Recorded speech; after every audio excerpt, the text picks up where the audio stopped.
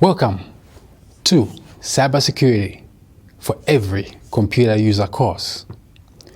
Now, this course is specifically created for every user of computers. This course is a beginner course, and it is about transforming everyone who uses computers to become cybersecurity aware. So if you are completely non-technical and you want to learn how to stay safe in cyberspace, then this course is for you. This course has a lot of information, okay? We are going to discuss viruses, different types of malware, okay? Which includes viruses, Trojans, rootkits, rats, botnets, and so forth. We will also look at defense mechanisms. How do you stay safe in cyberspace? What are the measures that you should take in order to stay safe? We will also look at methodologies that malicious actors use to spread viruses. How can you mitigate virus attacks? And lastly, we'll dive into understanding the underground economy and a little bit on cryptocurrencies, okay? With a touch of need for risk management. Basically, that's what this course is going to cover, okay?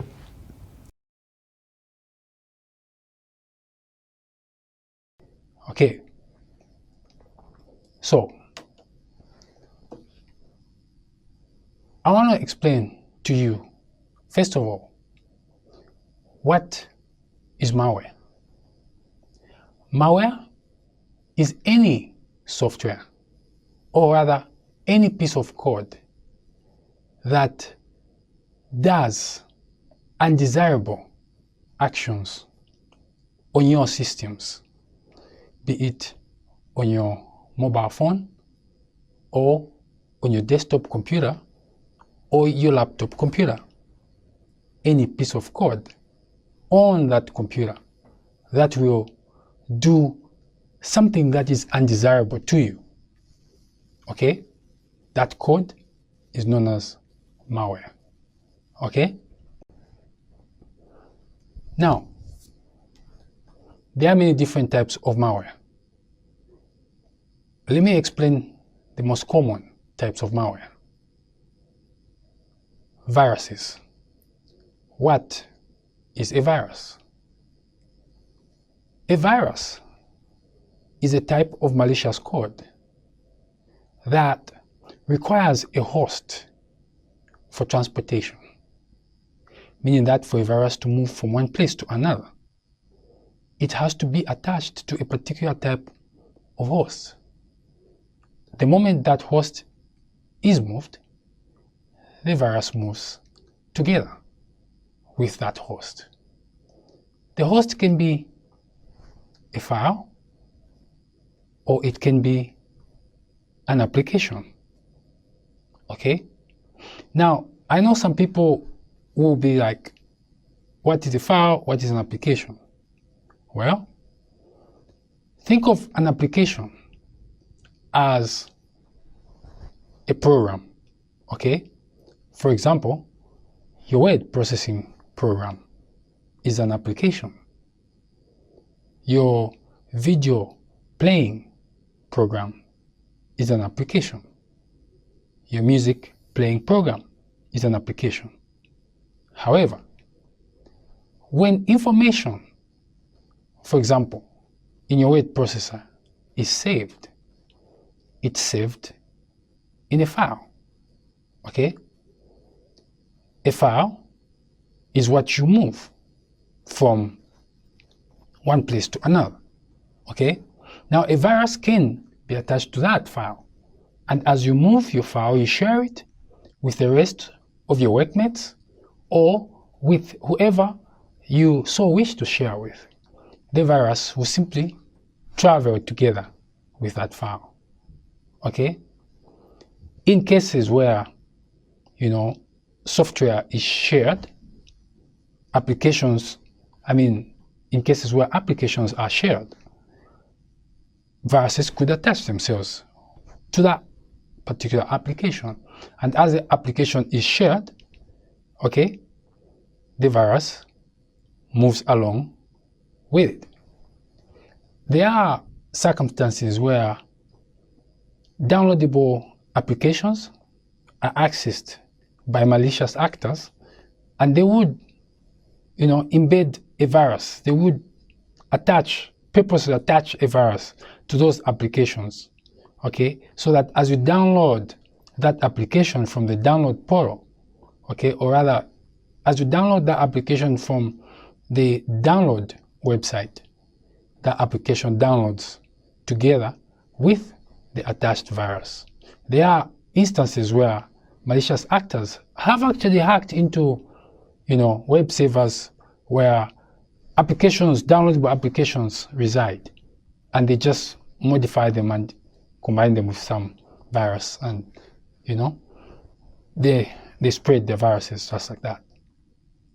So basically, a virus needs a host, okay, for it to propagate. Now, let me explain a worm. A worm, similarly, is malicious software, which requires, okay, no host to transport it. What I'm saying is, a worm can self-propagate. A worm does not need a transporter. A worm can find its way to other hosts and infect them. You see? It's got the ability to find the other hosts and infect them. Okay?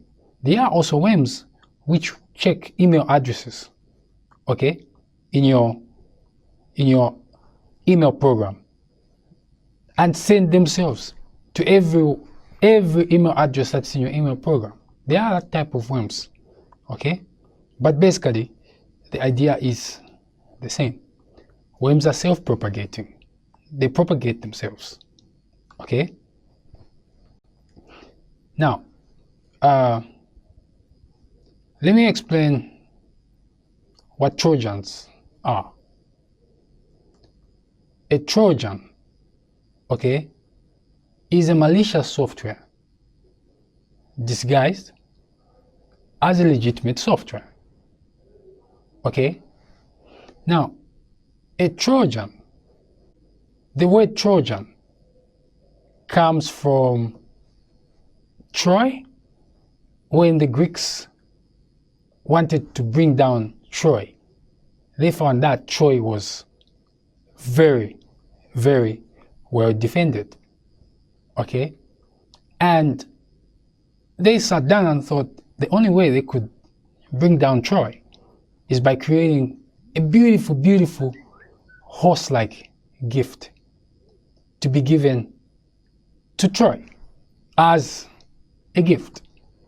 And when that gift, that horse-structured gift was given to Troy, inside that gift there were soldiers. Okay? So the gift was received, with happiness. And in the night, the soldiers started coming out of that gift. And you know what? They started opening doors for the other Greek soldiers to come into the Troy premises, okay?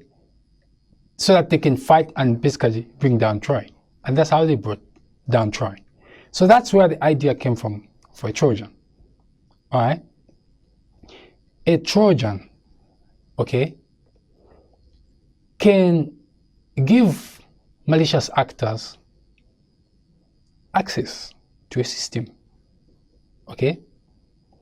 Trojans can be legitimate software. For example, they can be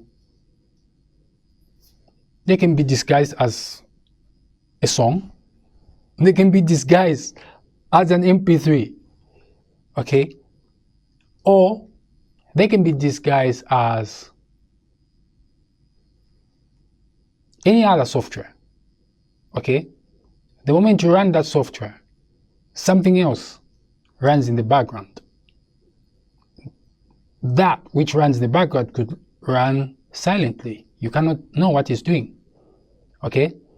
If, for example, you are that kind of a person who loves, installing softwares from illegitimate sources, what you could find yourself in is a situation whereby the moment you try to install that software from unscrupulous sources, all right, that software in the background will just give access to malicious actors to enter your computer.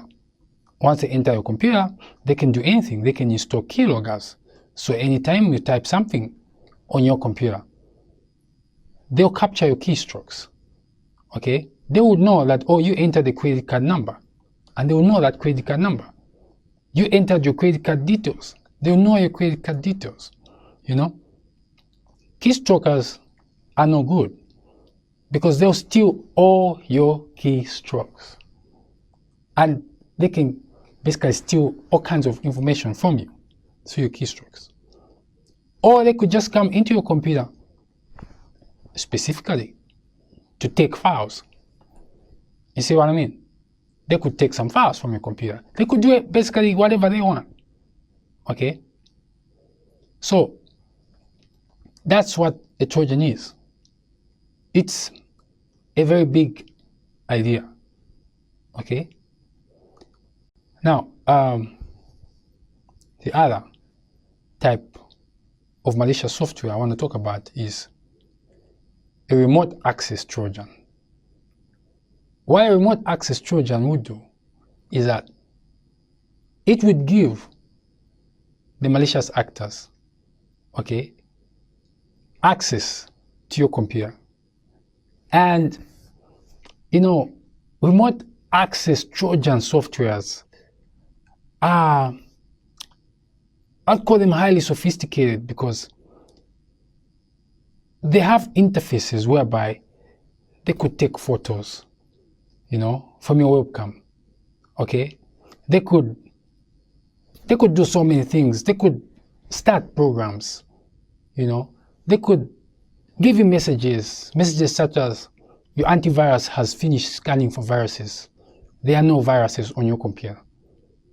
And you'll be happy to say, oh, my antivirus is working, okay? But it's fake, That's just fake information coming in your face. You know what I'm saying? Showing up on your computer. Remote access Trojans are capable of so many bad things, okay? Now, the next type of malware that I'd like you to understand is ransomware.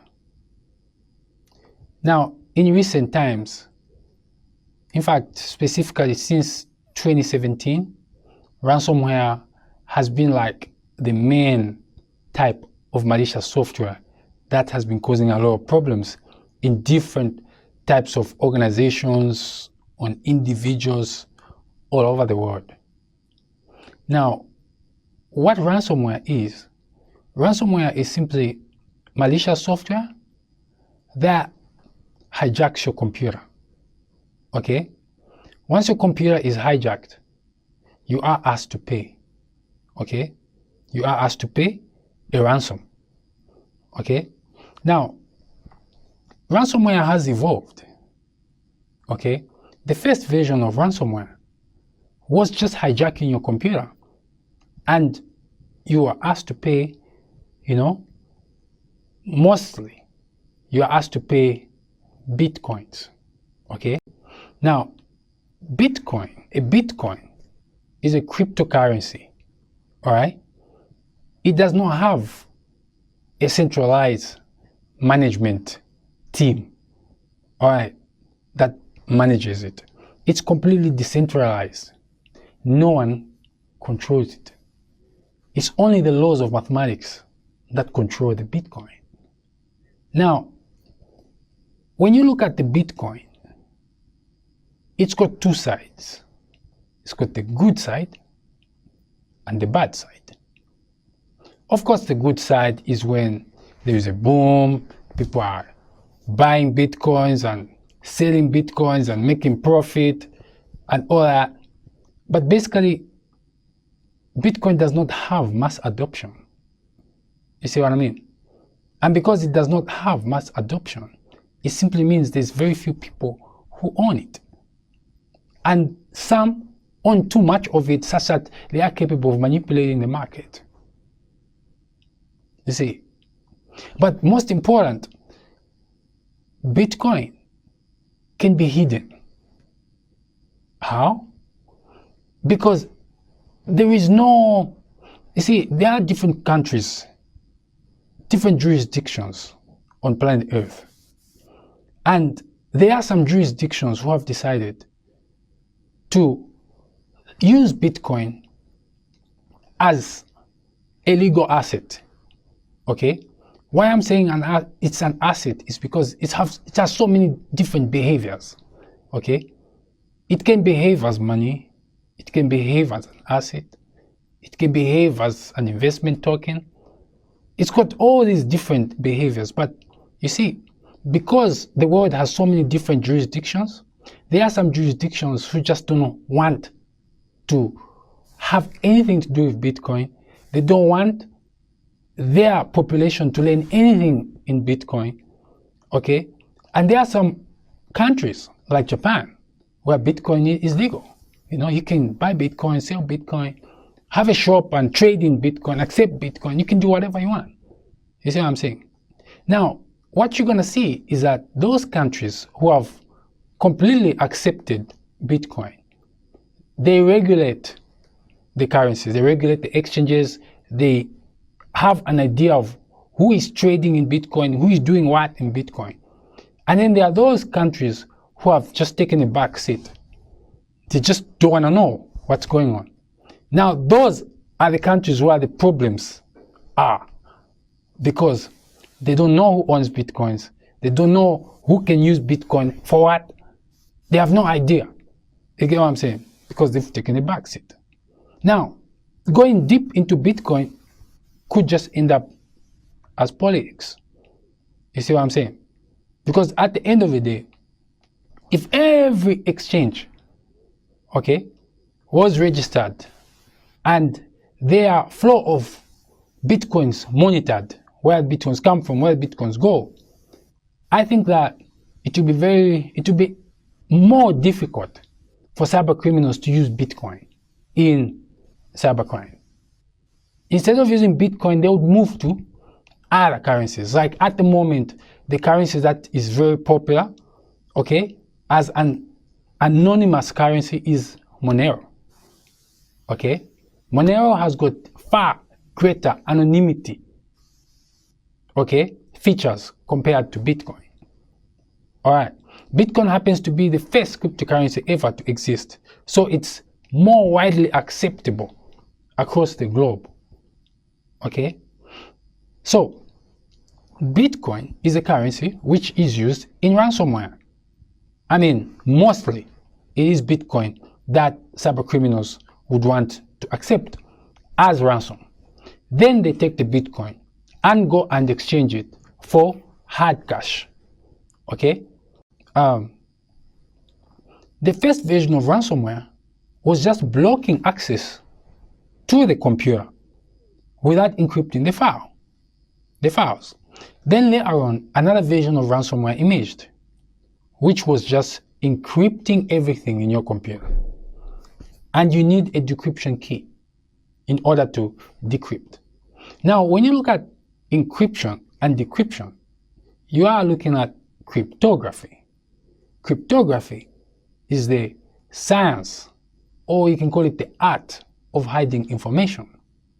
Cryptography comes from way back, okay, it was mostly used in military, all right, to hide information as the information is being propagated from the commander to his command units, okay?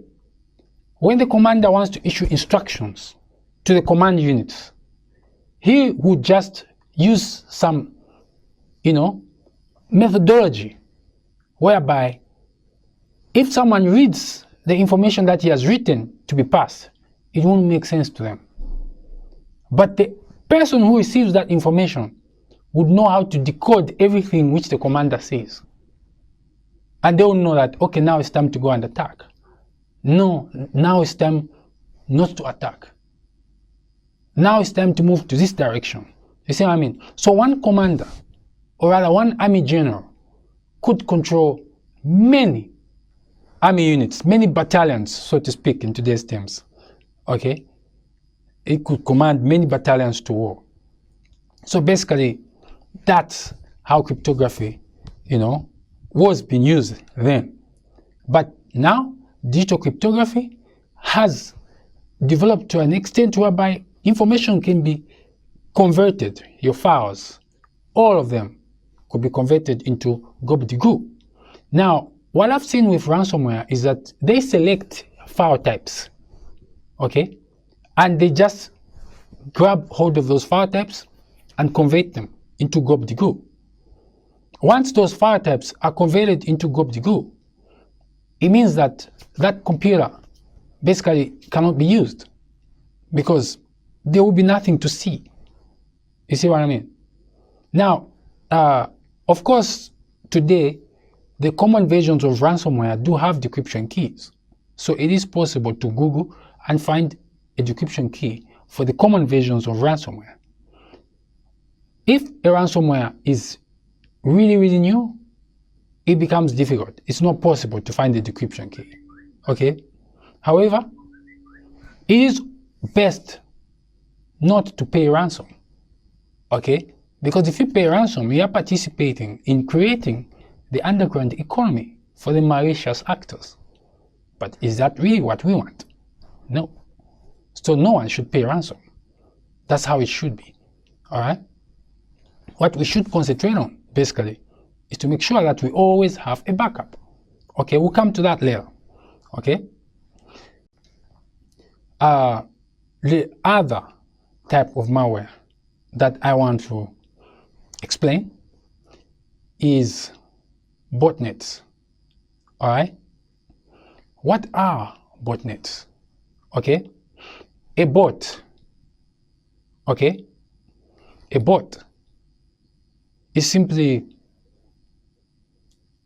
a malicious software, all right, that has capabilities of carrying out tasks, okay, on behalf of the bot commander. All right. Now, there are many different types of botnets. Let me talk about, first of all, the client-server botnet. The client-server botnet has two sides. There is the bot itself, and there is the server. Now, the bot is what installs into your computer, okay? Once the bot installs into your computer, it has to communicate to the server. And the bot commander controls the server, okay?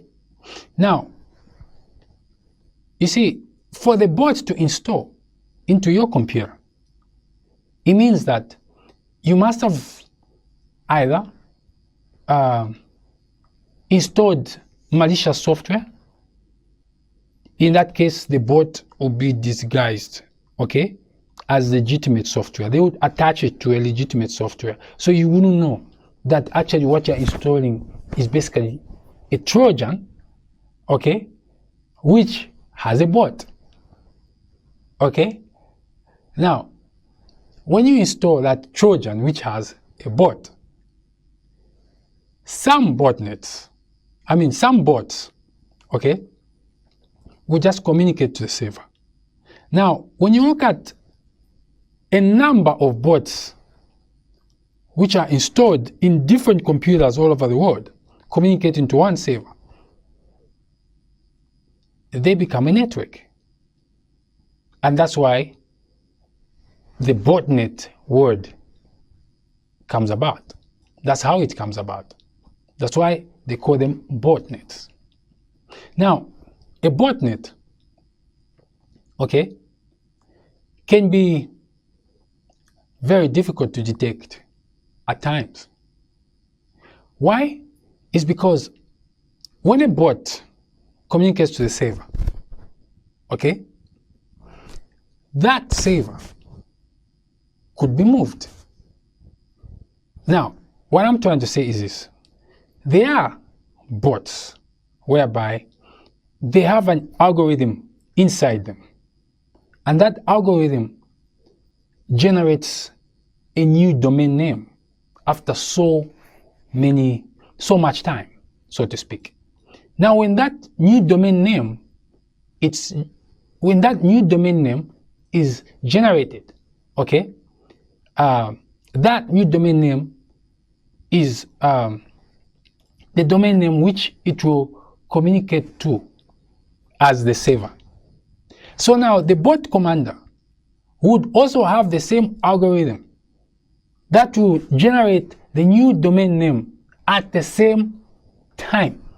So the moment he knows that at this time a new domain name will be generated, the moment that new domain name is generated, he goes and registers the domain and gets his server running. So when the bot starts communicating, the server is alive. Okay? After the bots communicate, he could easily command the bots to carry out so many different tasks. Some of the tasks that bots are able to carry out are denial of service attacks. They could send malicious traffic to a particular destination and basically stop all the legitimate traffic from traversing the network to a particular destination. If it's a web server, normally web servers just break down. You know, the servers just go down. Okay? Networks basically become unusable. Okay? Now, botnets, okay, are able to carry out such type of distributed denial of service attacks. Okay? The other things bots could do is they could be monitoring the URLs that you type in your browser. The moment you type in a URL which they are interested in, they'll send a message to the commander to say, oh, this URL has been entered. And some other software, malicious software, will come to your computer to carry out a different task. You see what I'm saying? And that's how they steal banking information and basically steal money. You see? Now, when you look at botnets, okay, a botnet cannot just be client server, okay? It could also be peer-to-peer. You see what I mean? If it's peer-to-peer, it's even more difficult to control, because rather than the bot talking to the server, the bot will talk to another bot, and the other bot will talk to another bot, and the other bot will talk to another bot. So when the bot commander commands a software update, that software update could just update one bot, and then that bot, once it's updated, it's given instructions and the code to update the next bot, and the next bot updates the next bot, just like that. Those are called peer-to-peer botnets. Okay? Now, be informed that yes, you need to have antiviruses. They are good. But you know what? They only find viruses which they know about. Okay? We'll come to that later. Okay? Now, there are also bots, okay, which encrypt their traffic. When they are talking to their server or they are talking to each other, the traffic is encrypted. and those become very difficult to detect. Okay, firewalls can't really see what's going on because information is encrypted. There's traffic, but what kind of traffic is passing? It's unknown. You see what I'm saying? Yeah. So basically, that's what botnets are. Okay. The early days of botnets, okay, botnets were very difficult to detect. However, computer scientists, cybersecurity experts have also evolved and they understand botnets far better. Although still there are some botnets which are completely hidden. Now, there are other problems that we need to understand when we look at botnets. The world has evolved so much such that there are so many devices. It's not just Windows machines, Linux machines, Mac OS machines. We also have Internet of Things devices, apart from our handheld devices like phones. You see what I mean? Now, when you look at a phone and an Internet of Things device, basically every phone does carry out updates. It does, the operating system that runs inside every phone does look for updates each time it detects an internet connection. However, with Internet of Things devices, the case is different. The majority of them, the moment they are manufactured, they stay like that forever. You see what I mean? Meaning that malicious actors are able to search for these Internet of Things devices, find them, hack them, and own them. Now, when these malicious actors hack these Internet of Things devices and own them, okay, they could use them, for example, to carry out denial of service attacks. Who knows what else they'll use them for in future? I don't know. Okay? So when you really look at Internet of Things devices, it is important when you are purchasing an Internet of Things device, also find out whether the software is updatable, either automatically or manually. Also find out how often the updates are available, if at all there are any updates. However, manufacturers who manufacture Internet of Things devices are not the writers of the operating systems that run inside them. So as far as those manufacturers are concerned, the moment they manufacture the device and it's ready for sale, that's it. They don't want to know you. You know what I'm saying? They just don't want to know you. But when you do your research, you're going to find some manufacturers who care. Okay? And they would update they will make an update available for their Internet of Things operating system each time there is need. Now, when you find such manufacturers, those are the manufacturers you should stay with. However, when you look at Internet of Things devices, some Internet of Things devices don't even have brand names. How do you trace where it came from, who manufactured it? It becomes difficult. You see what I'm saying? When hackers find such devices, they just harvest them and do whatever they want to do with them. You see? They just turn them into zombies, install bots into them, and create their botnet. Okay? Okay, basically, that's it about botnets. That's what botnets really are. It's a very big idea. Alright? It is a very big idea. Now, the next type of malware that I want to talk about is spyware. Well, just from the name, spyware simply spies on you. Okay? Spyware, once it installs on your computer, it will spy on you. There are different types of spywares out there. There are spywares which just gather intelligence information about you so that they can send it to a marketer, okay, a marketing company, and that marketing company will decide which type of products should be marketed to you, depending on your behavior when you're online.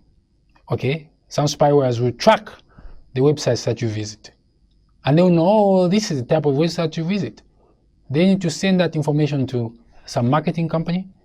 If that spyware is working for the marketing companies, okay? And once they know what kind of adverts they'll send to you, they'll send you that type of adverts, and they'll make money. Spyware is not good, okay? There are some spywares whereby they just want to know you for malicious purposes, okay? There are different types of spywares. Basically, that's what spyware is. Adware. What is adware? Adware is basically malicious software which enters your computer and starts sending you pop-ups, advertising stuff. Adware, advertisement, advertisement malware. All right. But do not confuse adware with malvertising. Okay? Malvertising is different, because with malvertising, what malicious actors do is they hack into the advertising channels, okay? The legitimate advertising channels, and send malware through those advertising channels to enter your computer. That's malvertising. All right. Rootkits. What exactly is a rootkit? Okay? A rootkit is basically a virus as well, so to speak. However, the behavior of a rootkit that makes it really stand out and be a rootkit is that when a rootkit installs in your computer, okay, it hides itself. It disguises itself as system software. I mean, that's one of the ways in which rootkits would hide themselves, is to disguise themselves as system software, either as, device driver or as some other important software that Windows would protect and prevent an antivirus from deleting it.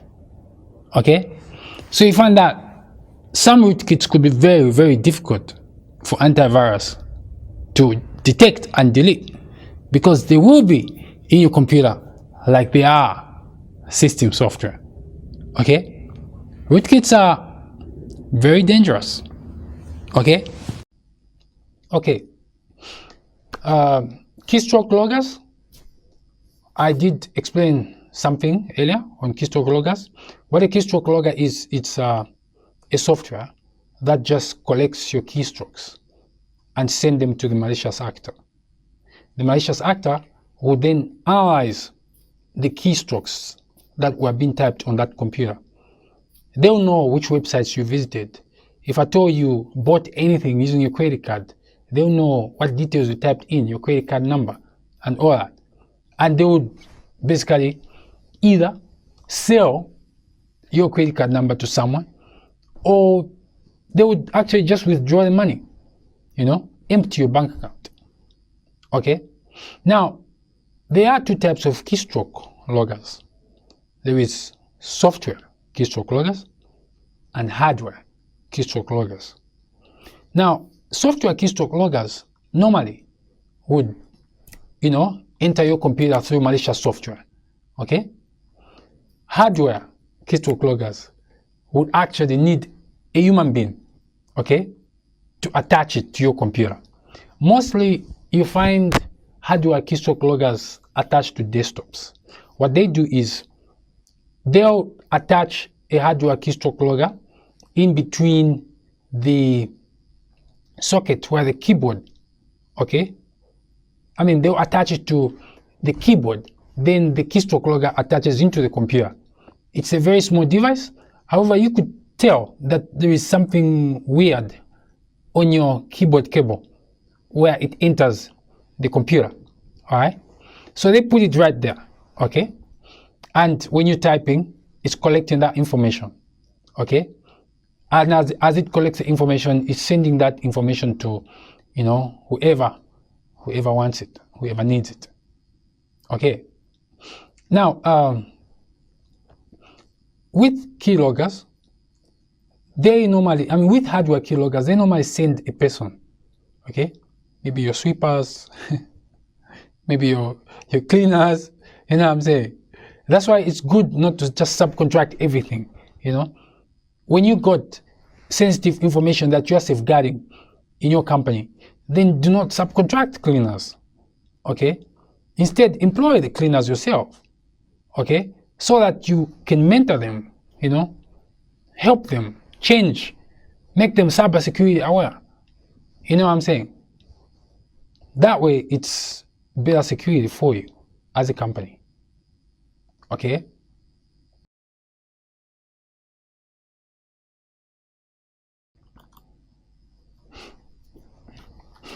Okay,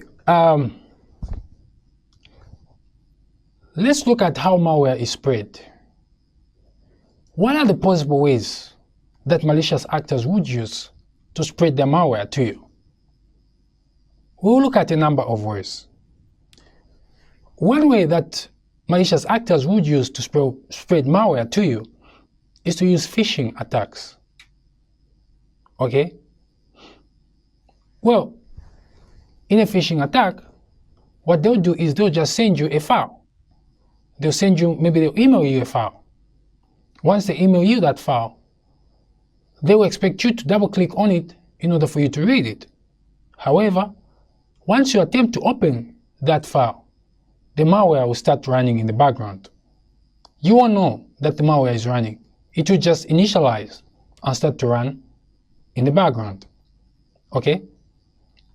Now, some other methods of spreading malware could be, for example, they would spread the malware through the advertisement channels. Okay? That's now called malvertising. Okay? The malware will come to you as legitimate adverts, when in fact it's malware, and to start installing and do undesirable things on your computer or your devices. Okay? That's another way. Okay? They'll use Trojans. Okay? Software could be downloaded from illegal sites, and that software would basically act as a Trojan, because the moment it gets installed on a particular computer, it will be installing, but in the background something else will be happening.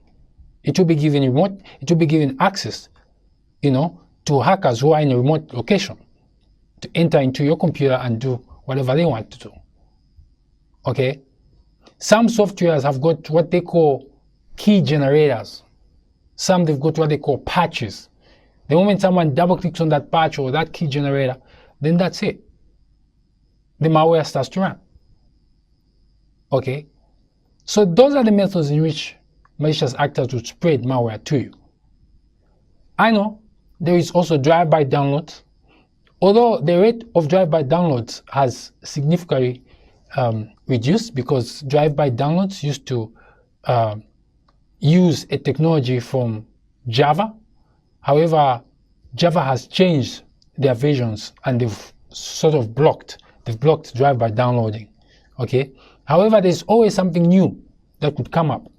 So it's not like because drive-by download is no longer popular, then it ceases to exist. No, it still does exist. Okay. So it's not good to visit websites which you are not sure of, because you don't know what will start to install in your computer. Okay. Malware could just start to install. You are looking for a website for music or maybe movies. Yes, you will find the movies. You will find the music. But in return for that, malware will install in your computer. So the next morning, when you wake up, you get up and you find your bank account is empty. It's because of those websites you visited. They installed malware and started monitoring you. The moment you did anything regarding buying or banking, they go hold of your details and emptied your bank account. That's how they operate. They are malicious actors. Okay? Well, photos as well can be used to spread malware. So be very careful with photos. Have an idea of how a normal photo should be like in terms of size. If you find a photo is like 20 megabytes or maybe 40 megabytes, okay, but it's got a low resolution, or rather, not an extremely high resolution, then you should be suspicious. What is it that's in there that's making the photo to become 40 megabytes? You know what I'm saying? It could be that there is malware in that photo. The moment you open it, so that the photo gets displayed, malware begins to act in the background. Okay? Music? Okay?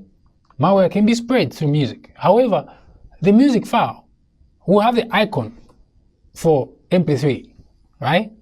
But it will register as an application, okay, in the file details. You see what I'm saying? So the moment you see that what you wish to have is an MP3, however, it's only the logo that's showing MP3, the icon is showing MP3, but the file details are showing application, then you should be suspicious. How can an MP3 file at the same time become an application? It means something is not right. It means that that MP3 file, which has become an application, is not really an application. It's embedded with malware. Once you double click on it, it will start to play. The song will play without a problem. But it's not legitimate. It's malware. You see? I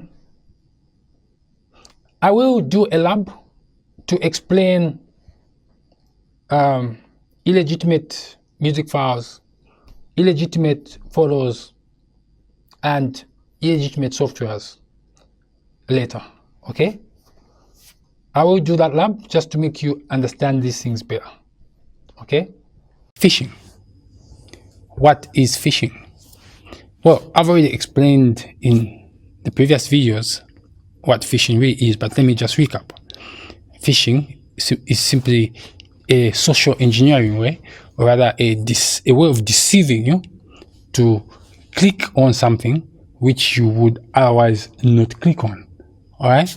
Or in another way, it's a way of stealing something from you without you knowing that, you know, something is being taken away from you, okay? I'll give you an example. Let's say I want to steal, let's say the hackers want to steal your password, right? What will they do? They'll stage a fake, for example, email website, okay? If, for example, your email is with webmails such as Gmail or Google, they'll basically, you know, put up a fake Google page. So when you look at that page, you're gonna be like, this web page is for real, and you type in your username and your password. And once you do that, you know, you just see an error. Upon saying, okay, send it, confirm, you know, sign in, you just see an error. Meanwhile, your password has been harvested. Your username has been harvested. And once they get hold of your username and your password, then they can log in and check if at all there's anything interesting. If at all there's something interesting, they can do whatever they want to do with it. Okay? Now, phishing, that is just general, whereby, you know, they could send you an email and then they say, okay, you just click on this PDF file. This is your bank statement, okay? Sorry, we sent you a wrong bank statement last time, but now this is the correct bank statement. Have a look at it and let us know if at all there's anything that you feel is not correct, okay? And, you know, if you bank with that bank, you will be deceived and, you know, you click on the PDF attachment. However, with spear phishing, they'll study you. They will spend time to really understand who you are, where you bank. And when they send you a phishing email, they make sure it's coming from the bank which you bank with. All right? And the source address, the address that they sent from, will also be for that bank. Okay, I know you're gonna ask me, like, how do you fake a source address? Well, people do things like that. They do fake source addresses. So if you're not expecting a bank statement and you are suspicious of the bank statement that you have received, just call the bank. Call them and ask them, did you send me a statement? Okay? Then they'll tell you, okay, yes, we did. No, we did not. If at all they did, ask them which date. You know? Then you could know that, oh, it was this date and probably around this time, and you would be able to know whether that particular email with the bank statement came from them or not. Okay? Things can be really tricky. These guys are able to study someone. When they want to spearfish you, they will study you inside out. Okay? These guys are capable of so many things. Okay? Now, it is important for you to know the domain name addresses, okay, of the most important websites that you visit. Okay? Why you need to know the domain name addresses is because, for example, if you don't know that every Gmail account, okay, has to end with google.com, okay, someone could send you a page, okay, you request for a Gmail page and a phishing page will show up, but the phishing page won't have, the ending google.com. Instead, it will probably just be an IP address with just numbers, 182.161.34.8, something like that. You get what I'm saying? So once you just see the URL is just an IP address, you should get suspicious, because Google URLs are not just IP addresses. They do have the ending of the Google domain name .com. Then they can be, something / something / something, but there's got to be that google.com in the URL. Without the google.com in the URL, it is not from Google. You have to know that. That's where it is important for you to know domain names. If you use Yahoo email for your emails, there has to be a yahoo.com in the URL. If there is no yahoo.com, then it's not from Yahoo. And now, some cyber criminals are very clever. They could put google.com in the URL, but the domain name, okay, will end with maybe google.com.me maybe .io, or maybe google.com.search.gl. You get what I'm saying? So you need to know the domain names very well. google.com.search.gl is not from Google. You see what I'm saying? Yes, there is google.com in the URL, but the domain name is ending with search.gl. So it is search.gl domain name and not Google, because the Google part is appearing in the front, whereas the search.gl is appearing in the ending. So you have to learn how domain name looks like. You gotta know how domain names look like, because once you know how domain names look like, you will not be deceived. You will know that yes, this web page that I've opened has really opened on the domain name that I wanted. Because if it opens on the domain name that you don't want, then it could be, an attack. Okay. Now, let's look at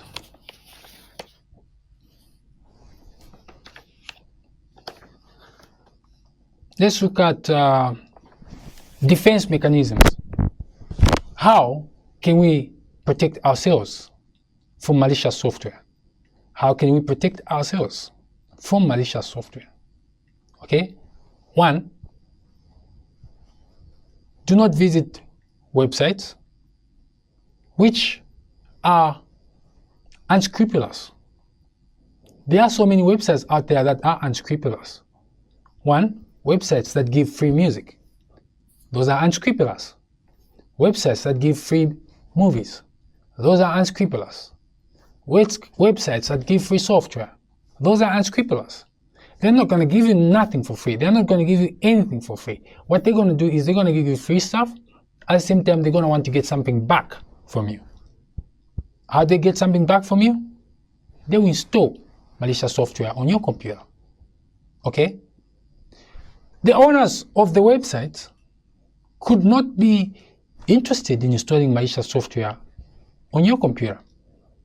But there are people, there are malicious actors out there who would just talk to them and say, look, you help us. If we infect so many machines, we'll give you so and so amount back. And he will allow them to infect machines that come there. I mean, the host, the owner of the website will allow the malicious actors to infect whoever they want to infect. So it kind of like becomes a business, you know, where someone has a website, is giving out, you know, pirated stuff, you know, at the same time, he is earning money from different different kinds of malicious actors who just come to use the website as, you know, a place to harvest machines. You see what I'm saying? Once they harvest those machines, he's paid. They come harvest those machines, he's paid. Just like that. It becomes like it's a business. You see what I'm saying? Now, your operating systems must always be updated with the latest updates. It is not enough to update once and then come again to update after 6 months. That's not good enough. The updates must be regular. When I mean regular, it means that if, for example, there is an emergency update, you need to know that there is an emergency update, meaning that it is very important to know, okay, to always allow updates to install on your computer, okay? Basically, in today's times, every computer must have a regular internet connection, okay? Because when a computer has a regular internet connections, when a computer has a regular internet connection, it will always be getting updates from Microsoft, from Android, Google, from Apple, okay, from whichever updating source that it needs to get the updates from, okay. Updates will not happen when there is no internet. So it is extremely important to connect the machines, your machines, to the internet so that they can get updated. If you don't want them to be always on the internet, at least know the dates when updates are released.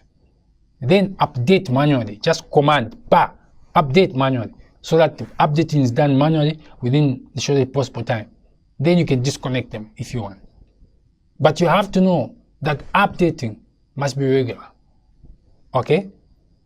Do not use operating systems where updates have been switched off because they're gonna get spotted out as being pirated, okay?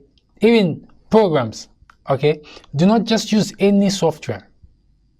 Only use legitimate software, not software from unscrupulous sources. You don't know what's combined with that software. You don't know what the software will do when you install it. The software could be acting as a Trojan, meaning that as it installs, it allows, it runs something else in the background that gives access to the malicious actors to get into your computer, okay? Even if you've got very, powerful perimeter security, firewalls, intrusion detection systems, okay? They protect outside traffic from getting in. They do not protect inside traffic from going out. If your computer is allowed legitimately, okay, to surf the web, okay, malware could also send a request to their commander, the malicious actor, okay, and the request will come back and the firewall will allow it because it's a request which went out, and the answer, okay, the reply will be allowed back in. You get what I'm saying? That's one of the biggest weaknesses that firewalls have. You see what I'm saying? Now, I know some firewalls can do application level intrusion detection, okay? But still, it becomes very hard if the request is coming from inside. You see what I'm saying? Stateful packet inspection becomes hard when requests are coming from inside. From outside, yes, stateful packet inspection will work real good from outside. But from inside, it will require, it may not work, so to speak. All right. Now, the other thing is to stay safe from malware attacks. If you are an organization and you've got a lot of sensitive information that you deal with, avoid subcontracting tasks such as sweeping. Let those tasks be done by people who you have employed, whom you can educate about cybersecurity, whom you can control and know what they know. If you subcontract such tasks such as sweeping, what you're going to end up with is an agency, okay, sending you people to come and do the work. And sometimes people fall sick. You know what I'm saying? They fall sick and give very short notice. Probably they won't even give a notice at all. So the agency may panic. And when it panics, what will it do? It will pick anyone to come to your organization and work. You see what I mean? And when it picks anyone to come to your organization to work, what's going to happen? There may be a flash disk lying around somewhere with malicious software.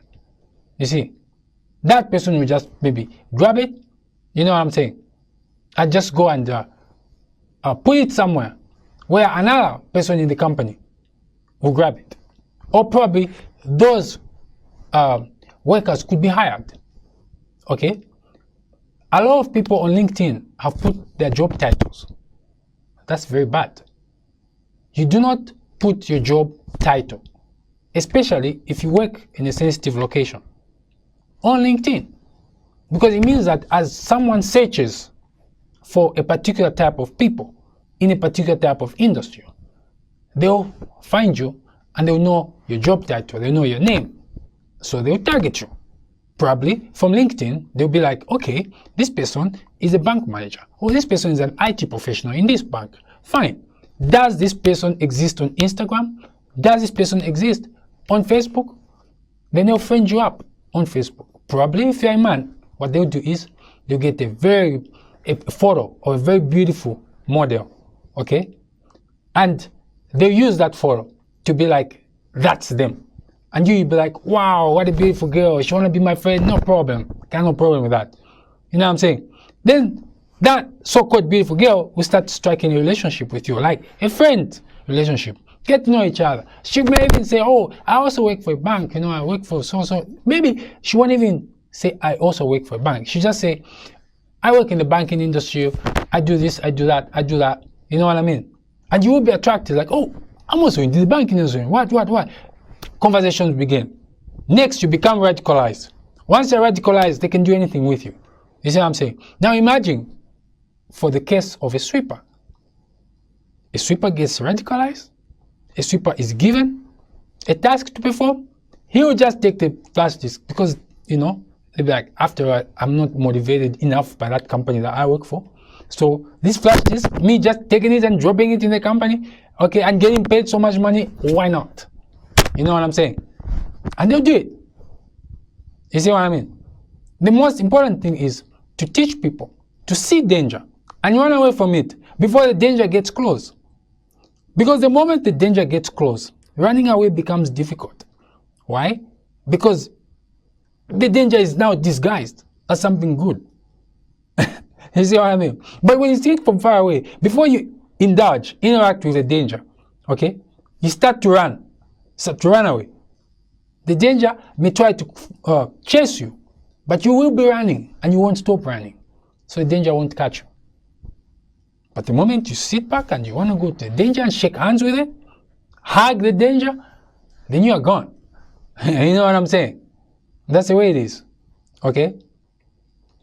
Now, you also need to understand social engineering techniques that cyber criminals could use on you.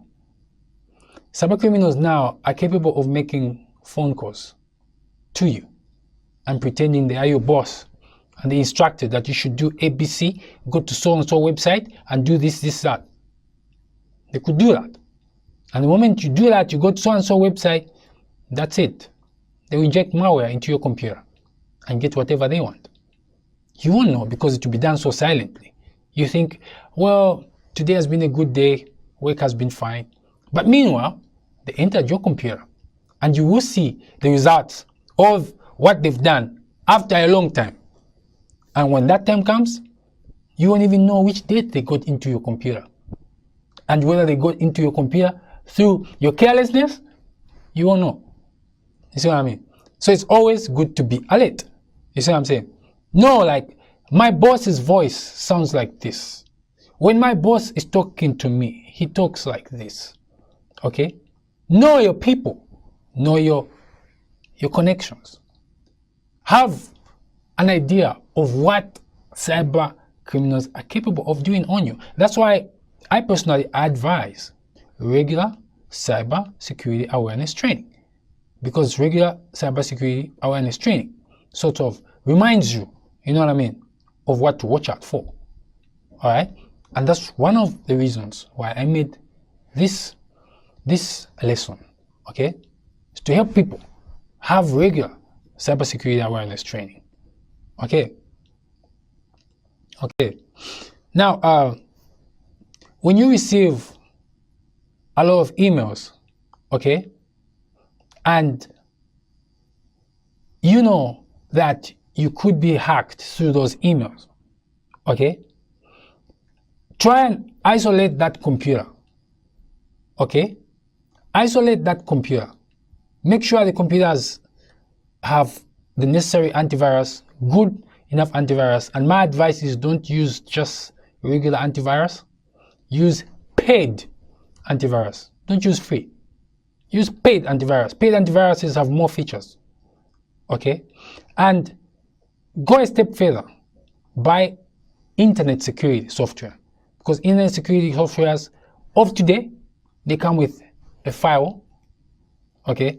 Because the firewall will only allow certain ports to be opened. The unused ports will be closed, all right? When malicious software comes in, the antivirus will detect it, if at all it's in the antivirus database.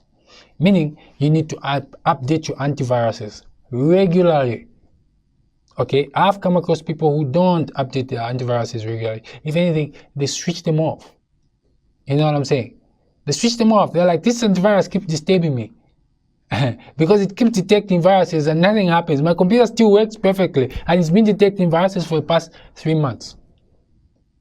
You see what I'm saying? It's not good. Your antivirus must always be on.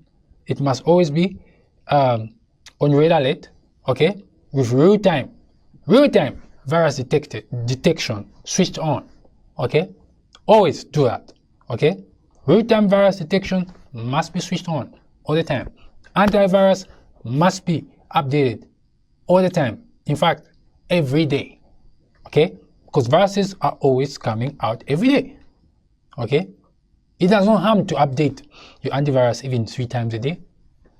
If your computer is that serious and it has that much of sensitive information, important information for you, then yes, update your antivirus 3 times a day. That's fine. Okay? Whenever there's an update, get it as soon as possible. That's what I'm saying. Okay. When you receive unsolicited emails and you are not sure if it's unsolicited, call the sender. Ask them, is it you who sent me so-and-so email? If I told they are the ones who sent you the email, what are they going to do? They're going to agree. Or they're going to say no. If they say no, delete that email. All right. Don't receive emails from unscrupulous sources. I know some people use dating sites. Yeah, dating sites. There are unscrupulous dating sites out there. Okay, I don't want to go deep into the politics of it, but they are there. And those unscrupulous dating sites also send out emails. You see what I'm saying? But they are unscrupulous. They are capable of anything. Because those females who they display on those dating sites don't even exist. You get what I'm saying? So such a dating site sending you an email with an attachment, come on. It's not going to be a genuine email. You know what I'm saying? They'll hack you. You see what I mean?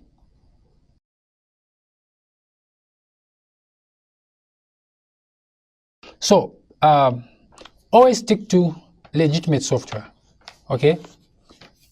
My advice to students, yes, I'm speaking to you, students, is that if you don't have money to buy, for example, a word processing software, okay, you could use open source word processing software. If you don't have money to buy an operating system, then use open source operating system. Okay? It will do basically most of the student tasks, except when you're in a situation whereby you need specialized software, then you have to go closed source. All right, if at all there's no open source alternative. Okay, so there is hope for those who just, use the web, type documents, do spreadsheets, use PowerPoint. You could use open source. There's so many open source alternatives. You see what I'm saying? But if you are somebody who is a graphics artist or 3D animator, if you are somebody who is doing, maybe using some engineering applications, AutoCAD, such kind of applications, then you have to go closed source, okay? Because you're not going to find any, open source alternatives of the same standard. First of all, let me fire up my screen recorder. Okay, 3, 2, 1. Okay, now I would like us to gain an understanding of files. Why is it that it is important for us to understand files, file types, file sizes? It is because files can be altered, files can be changed. And if something unusual has happened to a file, by having knowledge of what you expect the file to be like, it becomes easier for you to figure out, to know whether a file has been altered or not. Okay, let me just plug in this flash disk. Let me just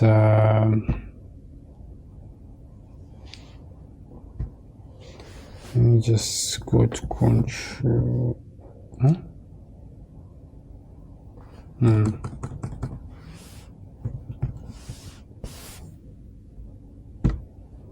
I'm just switching off my internet, and I'm going to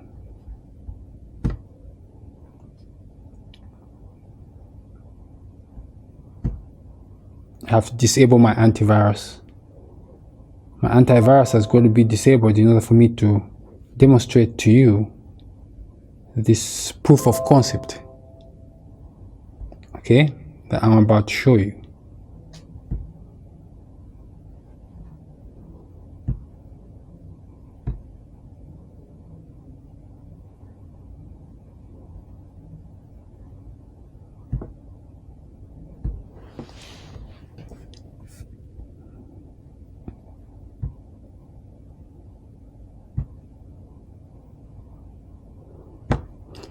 Okay, now I'm gonna plug in my flash disk because that's where the information that I'm looking for is. Okay, and I'm gonna go straight to that information. It is here.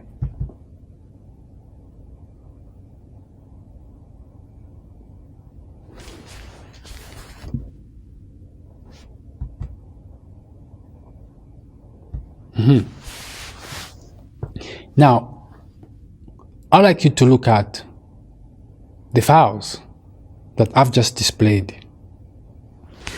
when you look at these files that I've just displayed, there are some files which are similar files, and as such I've repeated them. The first file at the very top is a program called 7-zip. Now 7-zip is benign, of course. I'm just using it in this example to bring to you an understanding of a few concepts. Now 7-zip is a compressor decompressor program. That's all it does. It can compress files, it can compress a folder with files, and it can uncompress. 7-zip deals in several formats. It can deal in zip, WinRAR, 7-zip itself, and so forth. Okay? We're not going to dive into what it does. Our concern is, when you look at 7-zip, it does have a file size, and the file size for 7-zip is 1 megabyte, 1.1 megabyte to be precise. Okay, that is the 32-bit version. The 64-bit version is 1.4 megabyte. However, because I am using a 32-bit computer, so I'm going to concentrate on the 32-bit version. Okay, now when you look at the files just below the 7-zip files, they are also called 7-zip. However, they have some different names. Okay, like for example, there is 7-zip 2020 Premium Edition. Okay, now why it's important for you to know the files that you deal with, or the programs that you deal with, is that if there's something unusual, you can be able to identify what is unusual and be able to know that something is not right. Okay, 7-zip is only available as 7-zip. 7-zip is not available as 2020 Premium Edition, meaning that if you come across 7-zip 2020 Premium Edition, you should know that it is not genuine. It is not legitimate. You see, the only legitimate 7-zip is 7-zip. If it's 32-bit, it's 1 megabyte, 1.1 megabyte to be precise. Okay, when you come across anything else, okay, then just know that malicious actors created that anything else to entice you to get it and install it into your computer. Okay, now when you look at 7-zip 2020 Premium Edition, okay, as it's appearing on the screen, okay, the size is 40 megabytes. 7-zip is not 40 megabytes.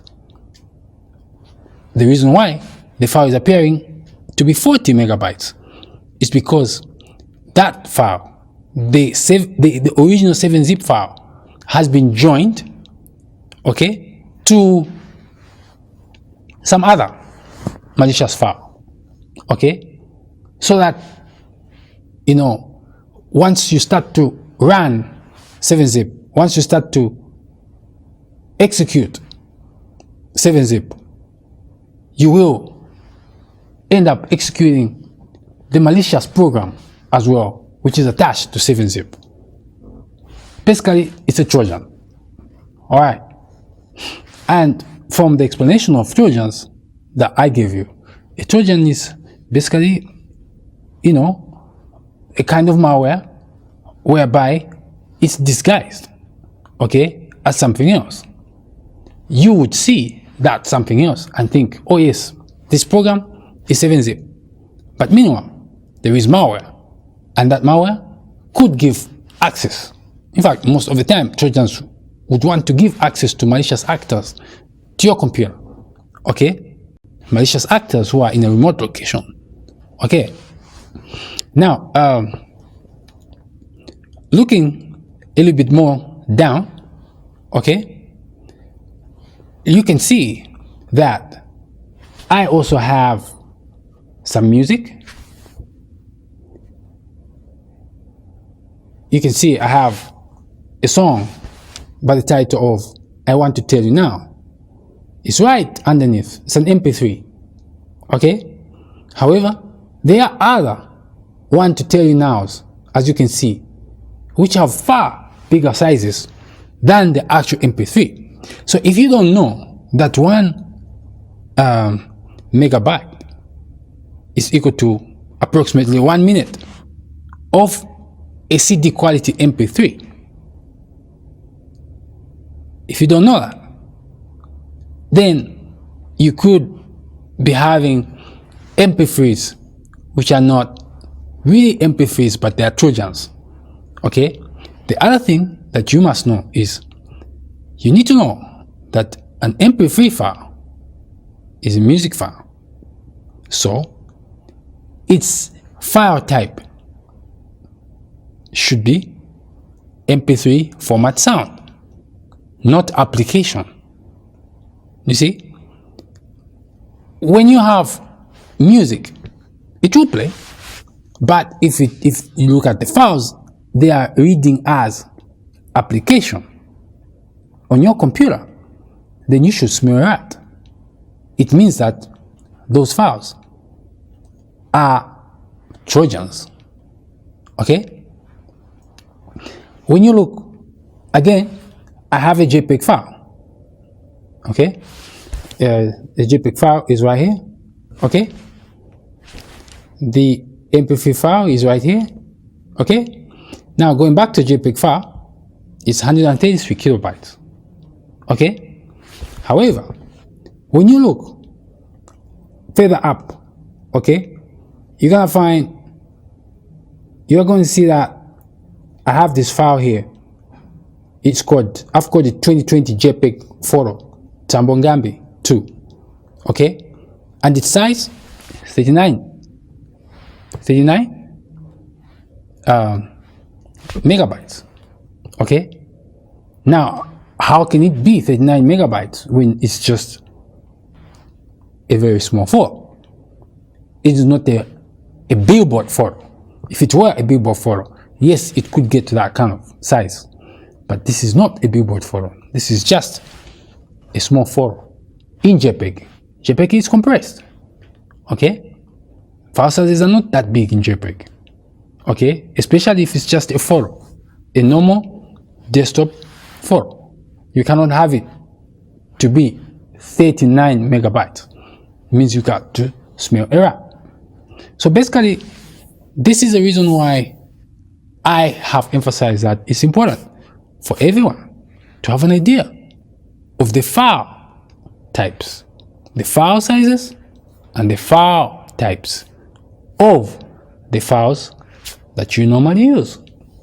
Because if you don't know the file types or the file sizes, you may find yourself in a situation whereby your files will be modified, or you may receive modified files, and it will be difficult for you to smell a rat if you don't know exactly the type of sizes that those particular files are supposed to have.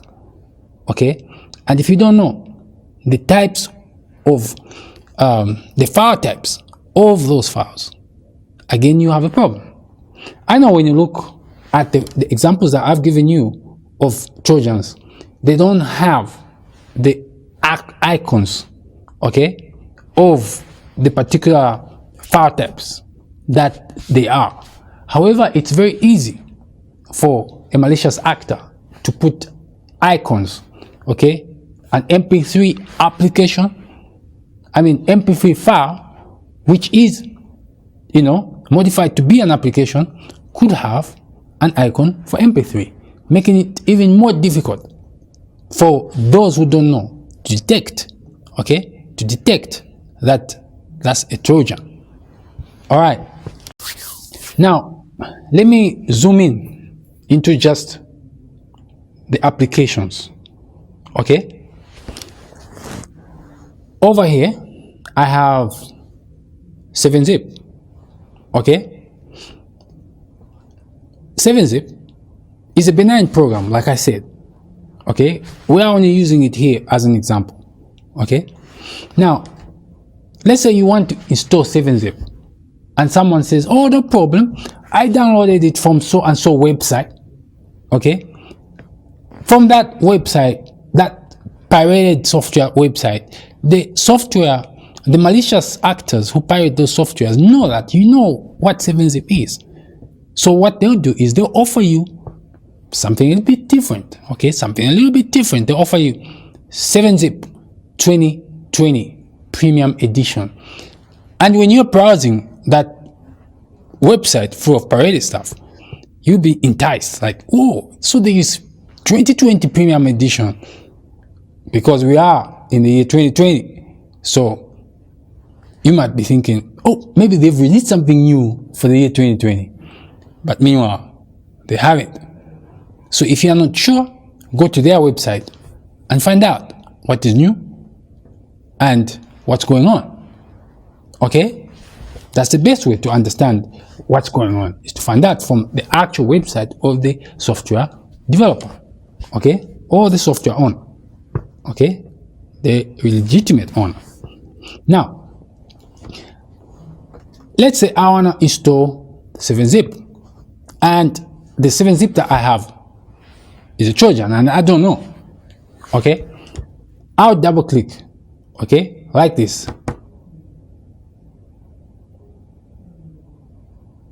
I double click. Okay? What happens after I double click? Just wait. There it is. Okay? The user account control is asking me to say yes. Okay? Meanwhile, look at the program name. It says 1.exe. Now 7-Zip does not run with a program name 1.exe. Okay? So let me just say, let's say I don't know. I have no idea. I just say yes. Okay? Now here, I want you to see something. Because what I did was, I took 7-Zip and combined it with VLC Player. Alright? So VLC Player is acting as a Trojan. I mean, VLC Player is acting as the payload of the Trojan. Alright? Now, the moment you run a Trojan, okay, the payload will run. Now, payloads can be made to run in different ways. Some payloads are made to run before the actual, disguised software. I mean, the actual software that the payload has disguised itself into starts to run, or it can run after, and it can run hidden. Now, the moment it runs hidden, you ain't gonna know what's going on. The moment you just double click on that pirated software of yours, that's it. You will run the Trojan payload silently, and it will do whatever you want. It will call the malicious actors into your computer and do whatever. Okay? So, here you would say install. Okay? And 7-Zip will install. Alright? But meanwhile, the Trojan, the payload of the Trojan has already installed. This is the reason why it's not good to install pirated software, because you don't know where it came from. You see what I mean? And you don't know what it's carrying. You have no idea. You see what I mean? The best way to stay cyber secure is to stay away from pirated software. Okay? Because those people who pirate software, they have a reason why they pirate. And the reason is not to save you. It's to take something from you. Alright? That's the reason why they pirate. They use pirating as a vehicle to entice you with something so that they take something from you. Alright? So, I'd say, finish. Okay? So you see, that was an example of a Trojan, okay, with a payload, and the payload in this case was just an example that I've used. I put VOC player, okay. Otherwise, VOC player is benign. I've just used it as an example, okay. It has acted as a payload, okay. Let's go back.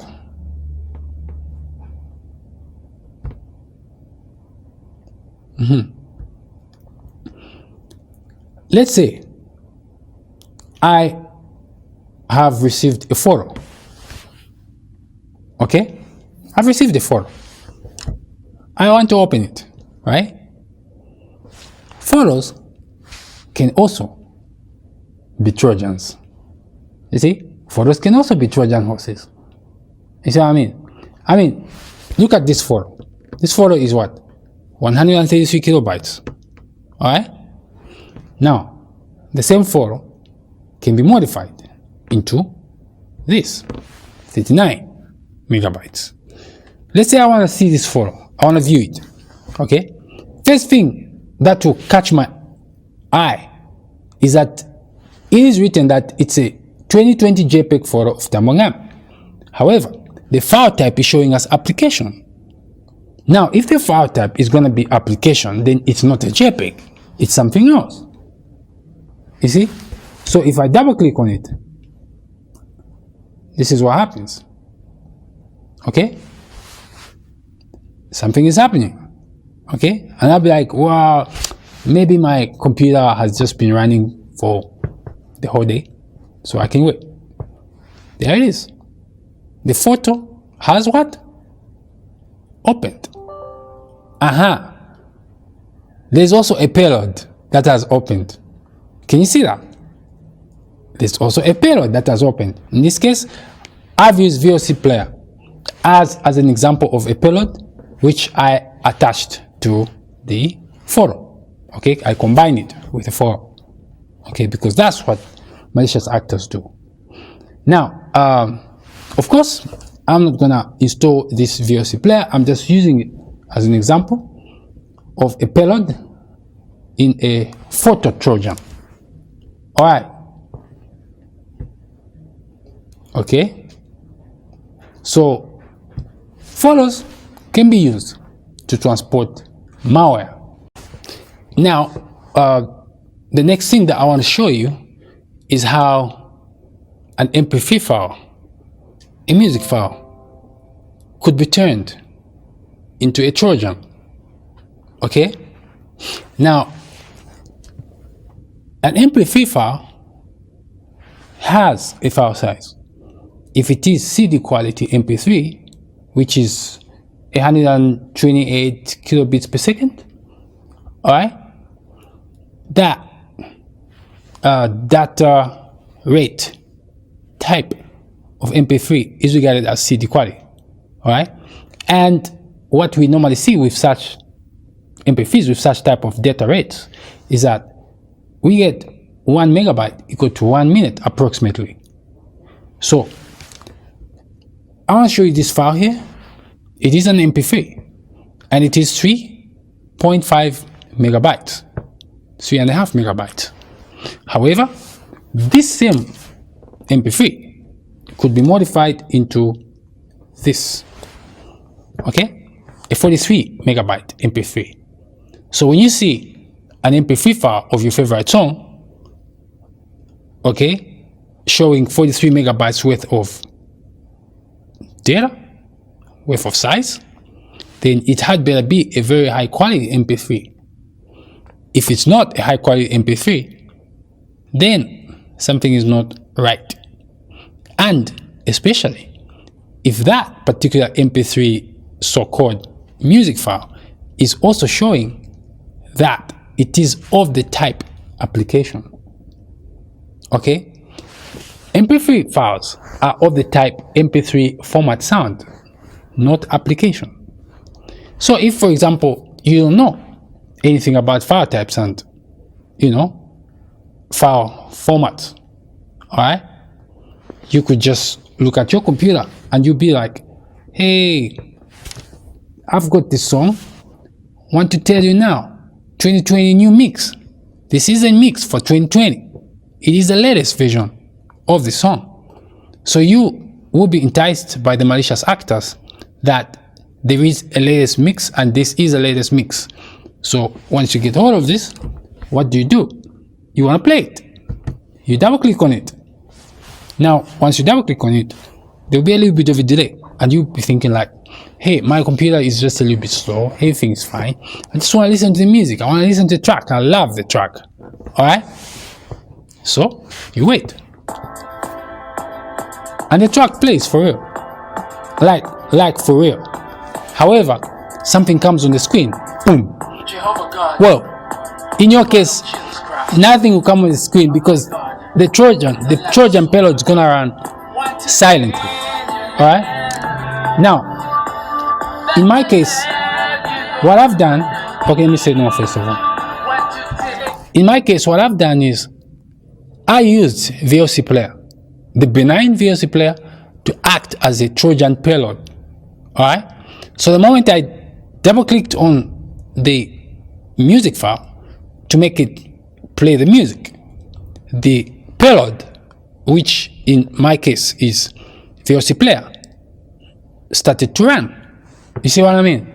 Now that payload can be, in a more practical way, it can be a virus. I mean, it will be a virus. Not can, but will. Alright. And it's gonna run in, hidden mode. So you won't really see it running. You see what I mean? And this is the reason why you have to be careful. You have to know these file types. You have to know the file sizes. You see? You have to make sure you're getting your files only from legitimate sources. Stay away from pirated stuff because you don't know what those pirates are looking for from you. Alright? So basically, this is a more practical way I thought that could make you understand some of these attacks. Alright. Now, I want us to look at a lab that concerns ransomware.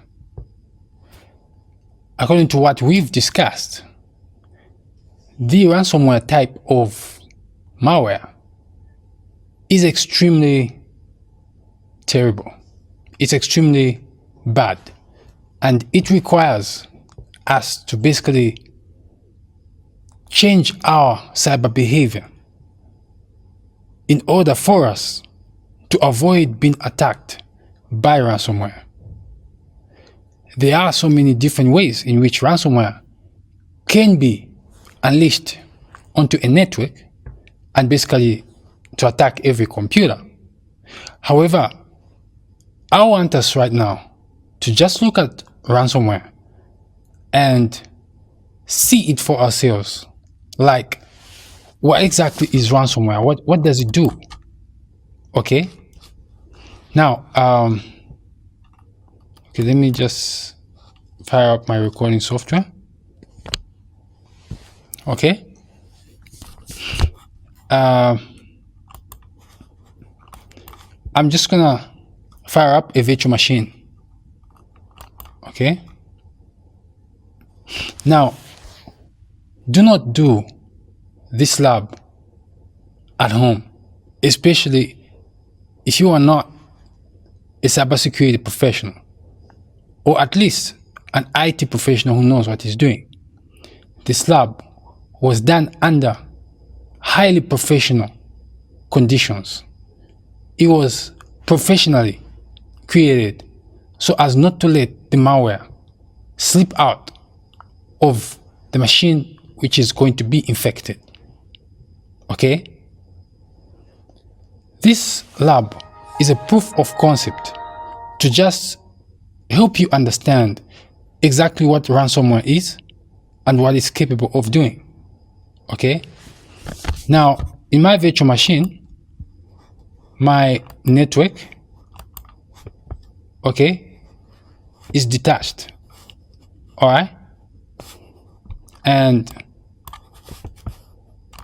my network adapter is disabled. So there's absolutely nowhere that this virus can run to. Okay? Now I'm gonna just open this folder. This is where my WannaCry ransomware sample is. Now, going back to 2017, WannaCry did a lot of havoc. Okay? It did a lot of havoc, especially in the first half of 2017. Okay? Now, I managed to get hold of a WannaCry sample just for educational purposes. Okay? This sample is being used in this lab only for educational purposes. I hereby state this disclaimer. Okay? The sample is being used in this lab only for educational purposes. Okay? Now, as you can see, this particular computer has a number of files. Okay? Let me put it on full screen. Okay? It has a number of files. You know, you can see these are, let's go to properties. This is an OpenOffice Writer file. Okay, OpenOffice is an open source productivity suite. And if I go in summary, well, there's not much for me to see in summary, but basically, this is it's a document file. All right, and if I hover over it, okay, I could tell it is a Microsoft Word 97-2003 document. Okay. Now, there are different types of files in this computer. If I go in this folder, there is still Microsoft Office files. If I go in this folder, it's got nothing. And okay, what about in there? Okay, I've already been in there. Yeah, I just wanted us to look at the fact that we've got other files as well. We've got JPEG files. Okay, and do you have any PDFs? Let me try and check from here. Yeah, I have some PDFs in documents. This is a PDF. This is an MP4. This is a document file. This is a JPEG. Okay, so we basically do have, you know, different types of files. All right, so let me attack this computer. Then we're gonna see exactly what's gonna happen. Okay, now I must also state again that ransomware hijacks the computer. Okay, crypto ransomware makes everything turn into gobbledygook. All the files will turn into gobbledygook. Okay, and when the files turn into gobbledygook, basically they become unusable until you pay a ransom. All right, now I've always stated that do not pay ransom, because if you pay ransom, then you will be expanding that kind of ACID economy. All right, so just make sure you do your backups. We're gonna look at backups in another lesson. All right, so let's just look and see. We are going to now unleash the ransomware. Okay, so I'm not gonna bind it to another file. I'm just gonna double click on it.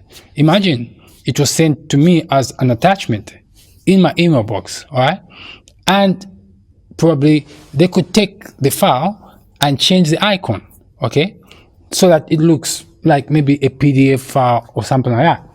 And let's say I double clicked it. Okay, I double click it. Okay, let's see what happens.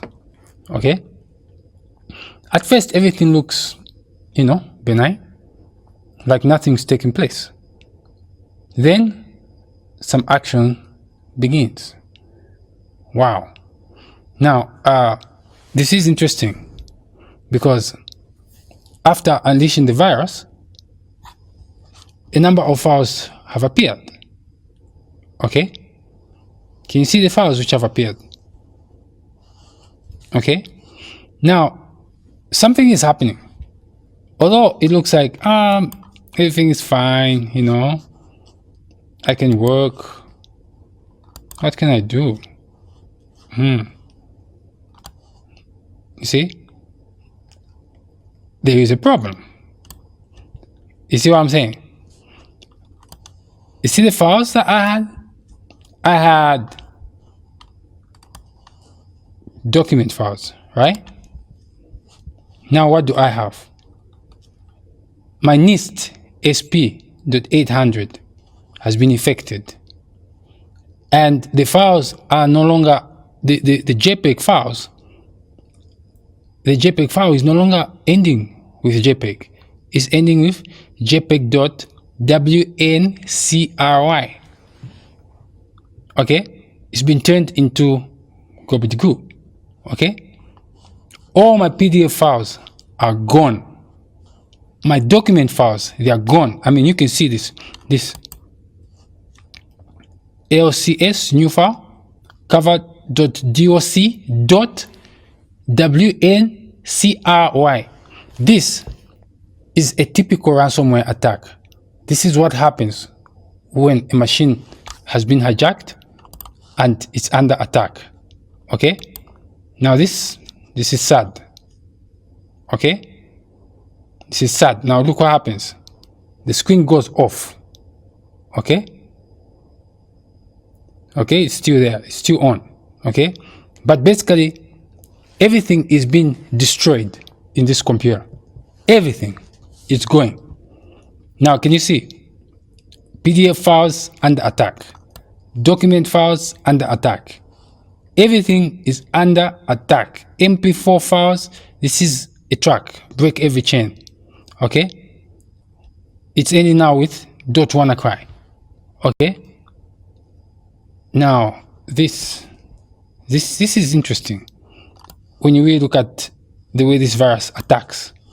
When I go to this file, this is a text file. Okay, let me see what happens to the text file.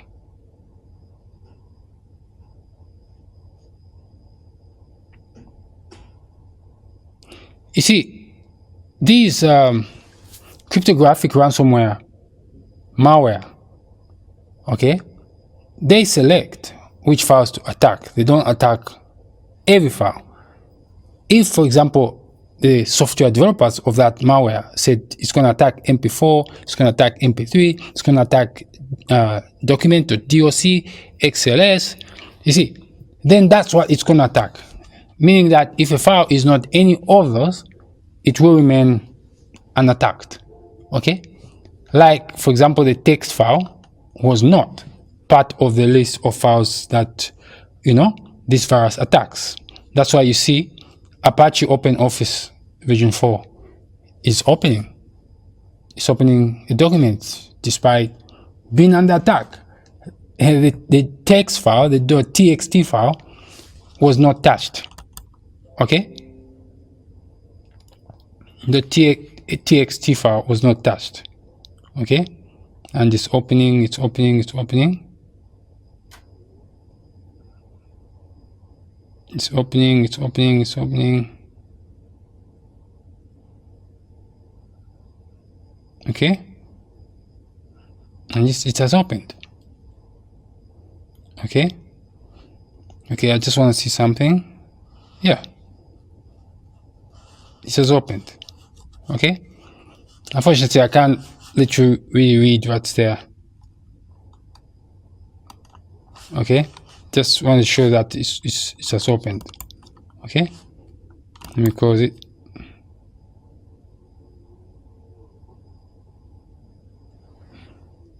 So this machine has been attacked by ransomware.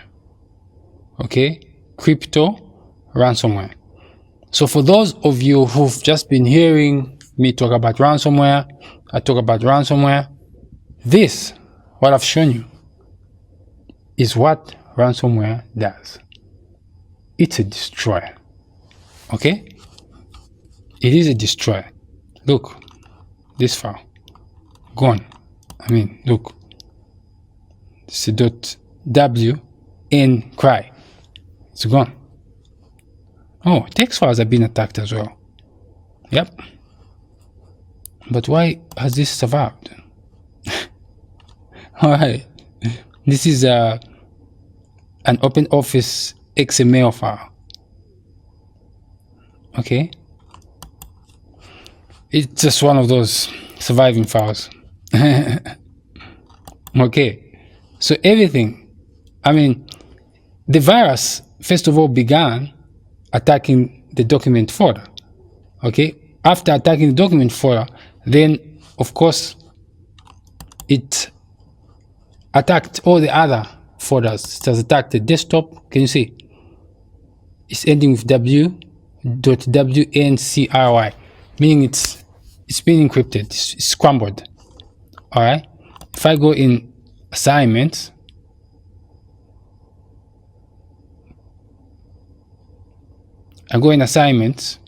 they are all infected. They are all infected. Look, ending with the WNCRY file. This is a real world ransomware attack. Now, I've particularly used ransomware, all right, because basically today's antiviruses will detect ransomware. I mean, they will detect WannaCry and take it out, all right. It is always best to update your antiviruses, update your computer operating system and all the programs. Okay, I'll never stop emphasizing on that because it is that important. Okay, so basically this is the ransomware attack. Okay, normally what happens after it has finished scrambling every single file, that's when it brings that message. Okay, it brings that message on the screens. Okay, and sometimes you may find that you need to restart the machine in order to see that message. All right, so let's say I don't know what's going on and I'm just like, well, it's been a good day, you know, and I decide I want to go home. Yeah, before I stop, look at this. This is an executable file. Okay, it's unaffected.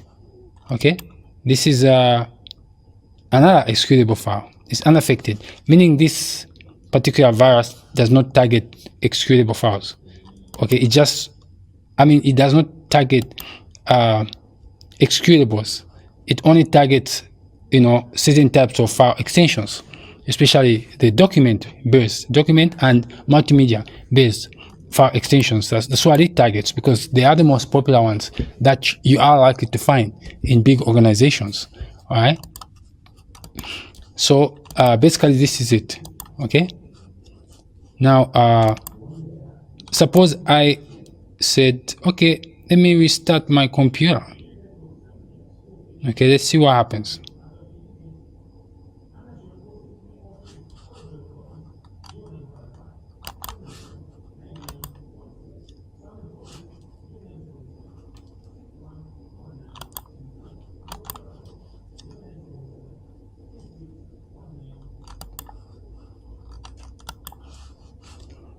Suppose I say I want to restart my computer. So let's see what happens after I restart my computer. I could see that, you know, the virtual machine is struggling. You know, it's supposed to restart within a very short period of time, but you could detect that something's going wrong. It's just kind of becomes slow. Okay, so what happens? I want to see what happens when I restart the infected computer. What am I going to see? Okay, what am I going to see? It's restarting. It is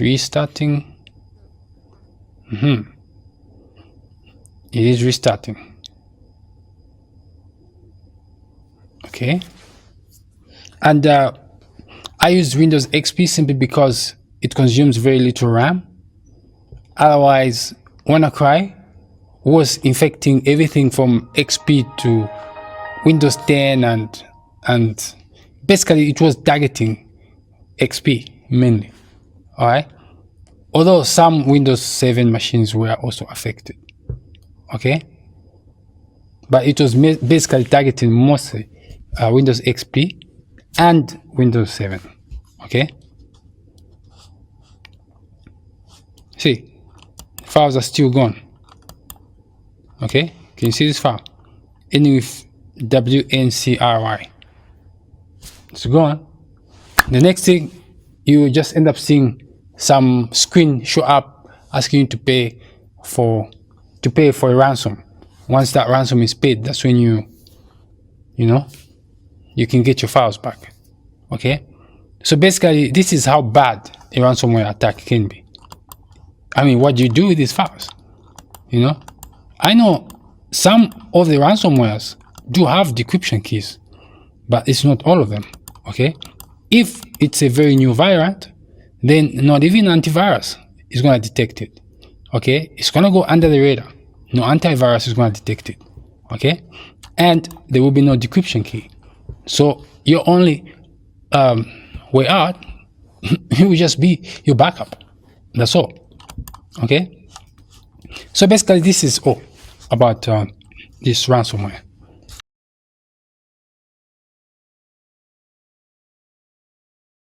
Now,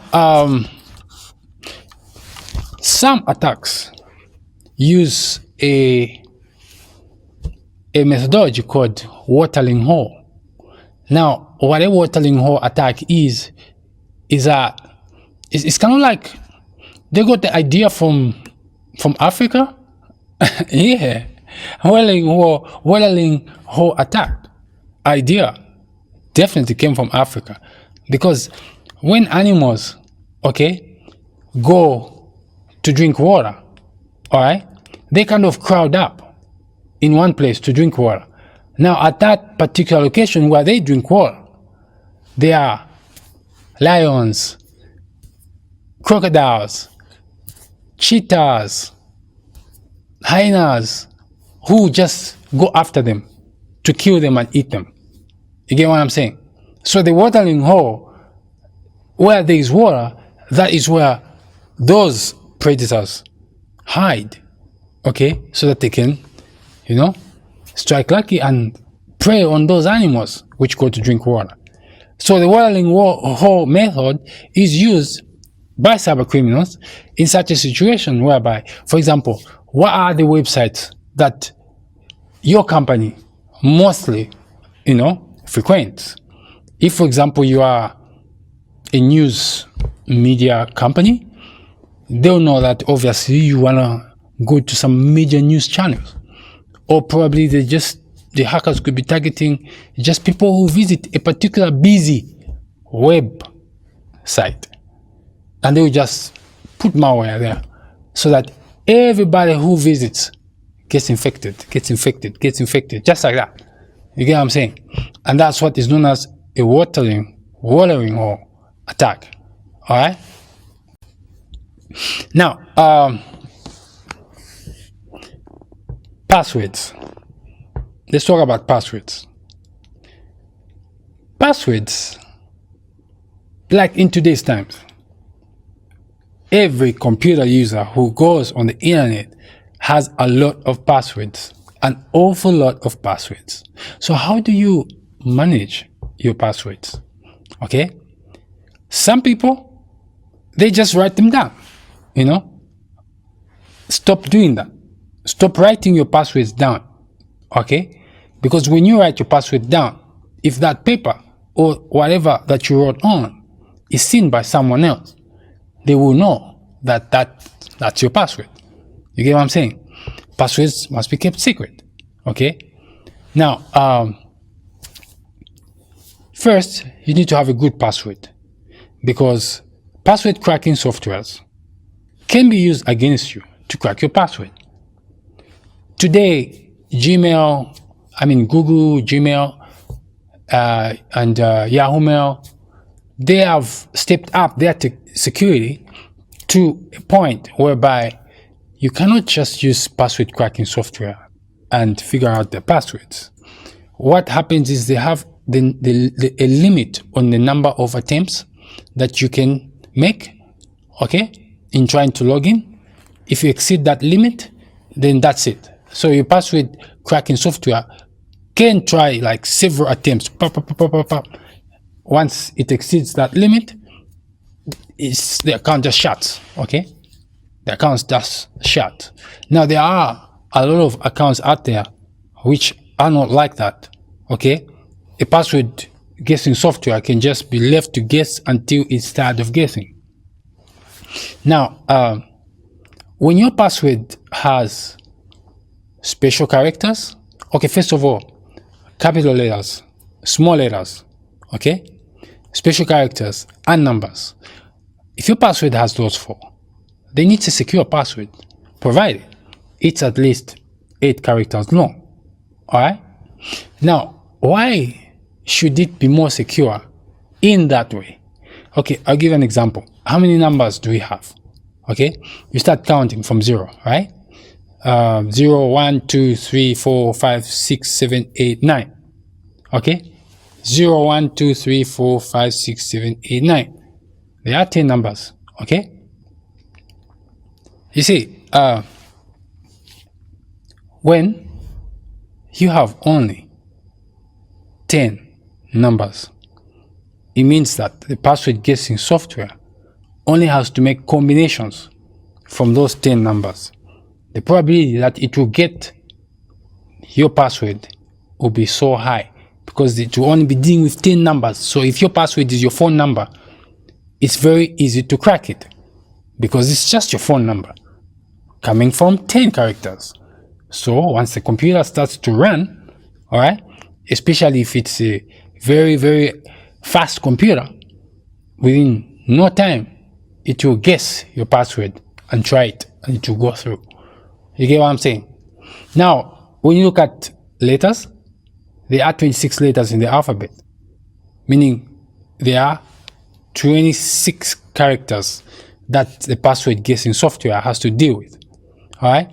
Now, if you increase your chances by putting by putting capital letters and small letters, you are increasing from 26 to 52, all right, characters that the password guessing software has to deal with.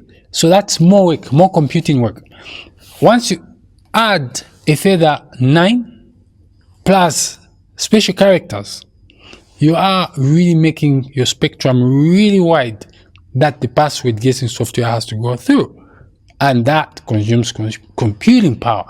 And it takes time to come up with the correct passwords, such that the password guessing software will just say it's going to take it maybe 2 months, 3 months, 4 months, 1 year to figure out the password. And basically, who wants to stay for 1 year trying to figure out one password? Those attackers who just move on to some other, weaker weaker project to move on, what I'm saying, to attack. They don't want to do a lot of work, okay? I don't think they would spend a year just to hack your email account. No, they don't want to do that. So that's how you discourage the hackers from hacking you. You just stop them from hacking you by making it difficult for them to hack you. All right. Okay.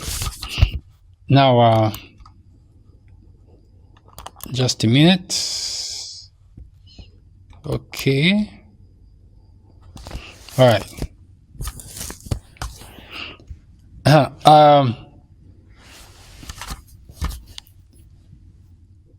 So a good password is a password with capital letters, small letters, numbers, and special characters. All right.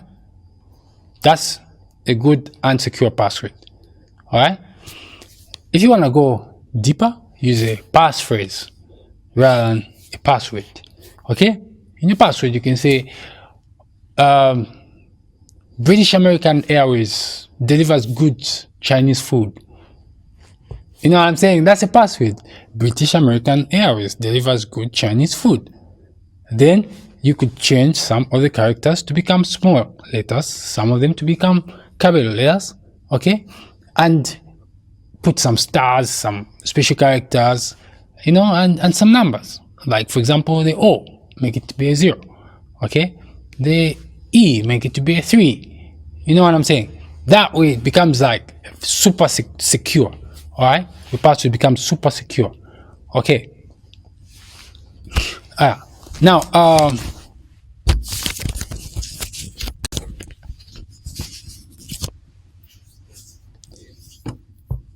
spreading of malware. How is malware spread? Okay. Well, before I talk about the spreading of malware, I want to re-emphasize backing up. Always back up your data. When you back up your data, you have peace of mind because you don't know what new ideas cybercriminals may come up with to attack you. But if you've got a backup to fall back on, then you're all right. How do you back up your data? You can back up your data to an external hard drive, okay? External hard drives look like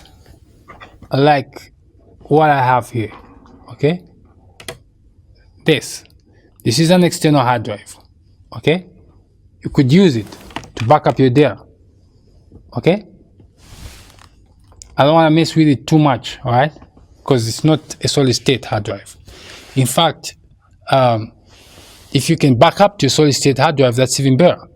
How do you differentiate a solid state hard drive from a mechanical hard drive? I'll tell you a simple way. Just listen closely to it. A solid state hard drive is quiet. When you eavesdrop on it, it's very quiet. But a mechanical hard drive, you hear sounds, mechanical sounds, because they've got a disk inside that spins. Once the disk stops spinning, your data is gone. So if you are that kind of a person who backs up to a mechanical type of external hard drive, okay, the moment that disk inside that hard drive stops rotating, that's it. You've lost your data. So it's not that safe to back up to mechanical hard drive anymore, all right? It is not that safe to back up to mechanical hard drives anymore. The best backup that I can tell you is cloud backup, because cloud drives are redundant. You get what I'm saying? I'm not going to deep to explain what hard drive redundancy is, but just know that they are redundant at this level, all right? And because they are redundant, they always be there. All you got to do is to make sure that your access password and your access username are kept secret. And change your passwords regularly. Do not keep the same password all the time. Change it after so often. All right. Now, if you cannot back up to the cloud, then back up to a solid state hard drive. The one which when you put on your way, you hear complete silence. Okay? Nothing rotating. All right. That way, you are sure that when you need your backup will be there. Okay. I know some people say, what about the flash drive? Well, when you look at the sizes of flash drives are not that big. You know what I'm saying? Biggest flash drives of today could go to, 100 gig, but people have terabytes of data. You know what I'm saying? There are cloud providers out there whereby they'll give you a 1 terabyte of data for free, provided you have subscribed to their software. You know what I'm saying? So why not go for that and just get, a 6 user license or something like that and get 6 gig for free? You get what I'm saying? As long as you subscribe every year, you pay some money to that software. Okay. So basically, my recommendation is cloud drives. They are the best. Number 2, solid state hard drives. All right. Then I have no number 3. All right. Anything else? Yeah. If you're really, really like pressed, you can back up to flash drive. All right. And all that. Okay.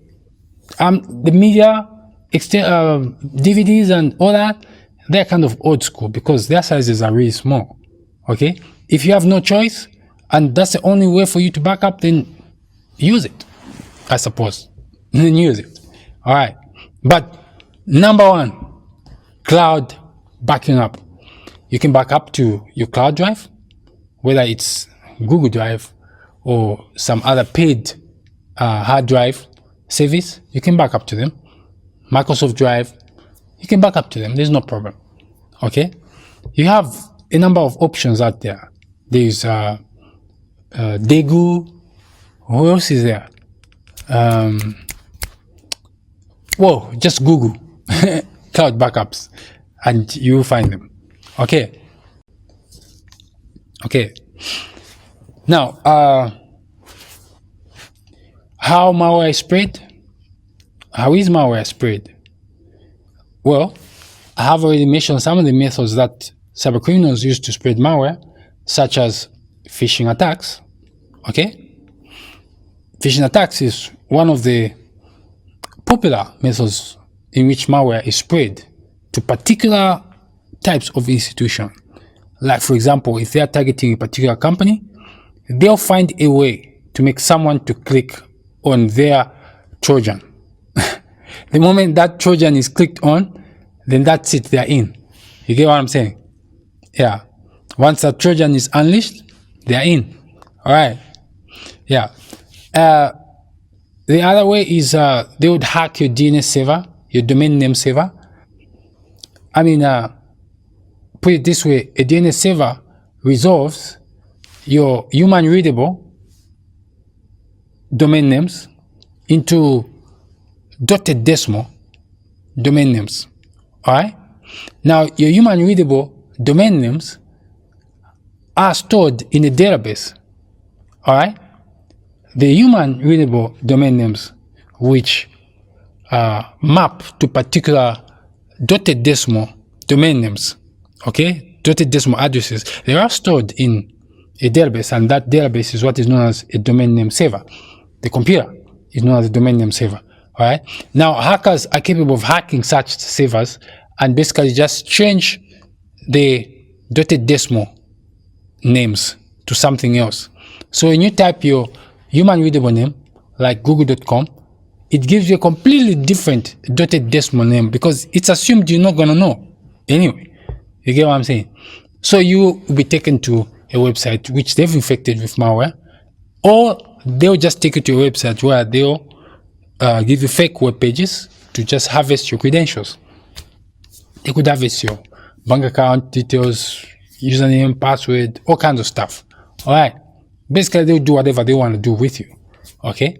So you need to know domain, even if sometimes you know the domain name, but the moment you've typed it in, all right, once it resolves, you see something else appear in your URL bar, okay, in your address bar, then it means you should smell a rap. It means something wrong, something has gone wrong. Okay, something wrong has happened.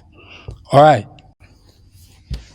Now, search engine results can also be manipulated by cyber criminals. Once you go into a search engine to search for something,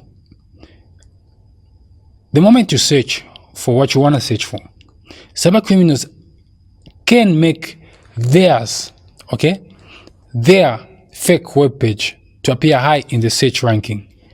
Although that's extremely hard, but it does happen. And in fact, one of the methods cyber criminals use is to create their own search engine. You know what I'm saying? So the moment you type google.com, you won't see google.com web page open. Some other web page will open, which looks similar to google.com, but it could just be a search engine run by cyber criminals. So the moment you type in a keyword which they have interest in, they'll make sure all their fraudulent websites, okay, rank highest in the search. All right. And once their fraudulent websites rank highest in the search, it means that the highest probability is that you're going to click on one of their malicious links, and basically they'll do whatever they want to do with you. All right. So the moment you try and go to a search engine such as Bing, you go bing.com, all right, and you see something else, open up. Don't do any searching. Instead, what you should do is just reset your browser, all right? Delete all saved settings, delete them. If that does not resolve the issue, then reinstall the browser, all right? That's the only way for you to make sure you do not make searches on search engines which are unknown, unscrupulous, so to speak. All right. Now, malware is also spread via dating sites. Okay. I mean, I've come across this myself. Okay. I've been to dating sites whereby you are trying to date someone, right? And, you start to talk, and they tell you, since we seem to be getting along very well, can I just send you an email, all right, so that we start to talk away from the dating site, okay? And yes, they'll send you the email. I mean, in the chat, they'll pass the email. I mean, they'll ask for your email. And once you give them your email, they'll send you an email to your email box, okay? Now, when they send you that email to your email box, they'll tell you something like, I just want to verify you. Are you for real? Okay, can you click on this link that I've sent you so that I verify you? I want to know if you are for real. But look at it carefully. How does someone verify me? Okay, from a dating site, they said they want us to chat offline. I give them my email address. They send me an email and they say they want to verify me and they give me a link. If they really want to verify me, all right, they'll just be like, okay, let's go somewhere where we can video chat. Then they can know that I'm really, my gender is what I'm saying I am, all right? And whatever features I say I am really. You know what I'm saying? Yeah. But just someone sending you a link and telling you, I want to verify you, that link is malicious. Because what that link will do is take you to some website, okay, where malware will install on your computer, all right? And basically, that malware could be keystroke loggers, where they just steal your keystrokes, all right? And they can do whatever they want to do with you afterwards, or they could just go after you by putting some Trojan or anything in your machine, all right? So basically, if somebody says they want to verify you, just say, no, thank you. I think we are going nowhere here. It is better to just stay on the dating site. When you want to date someone, just stay on the dating platform so that there is forensic evidence of all the chatting that you've been doing, all right? Until you are really sure that this person is for real. That's when you start to chat with them offline. Or else if you rush to chat with them offline, they're just going to infect your machine with malware and do whatever they want to do with you. You know what I'm saying? Steal your money, steal your credentials. All right. Social media is also used for spreading malware. How does malware get spread? Via social media. Cyber criminals will wait until there is some important event happening. All right.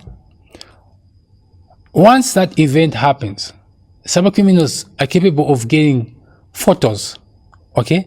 Like, for example, let me say the Football World Cup, okay? The Football World Cup. Every 4 years, there is a football, well, in the United States, you say soccer, right? Yeah, every 4 years, there is a Soccer World Cup, all right? Now, when there is a Soccer World Cup, there is always, golden goals, best goals, okay, best goalkeeper, the best player, you know what I'm saying? So during the time of World Cup, everyone is kind of like in that mood of soccer World Cup. So the cyber criminals are capable of coming up with stories to do with the Soccer World Cup. And they could actually come up with a true story. Like, this was the golden goal, all right, of the World Cup. And they'll make a website, okay, and put a video of the golden goal. And after they put the video, they'll link that video to a social media account and share it. You get what I'm saying? So if you are that person who received, okay, that shared video, there'll be a link, okay, to see more of such golden goals, to see more of such beautiful goals of 2020 World Cup, all right, or is it 2021 or 2022, whatever, you know what I'm saying, World Cup. Click here, and you click because you're so excited, you like that video, and you want to watch more, you know what I'm saying. The moment you go to their website, they just harvest your passwords, they install malware on your computer, they'll do whatever they want to do with you.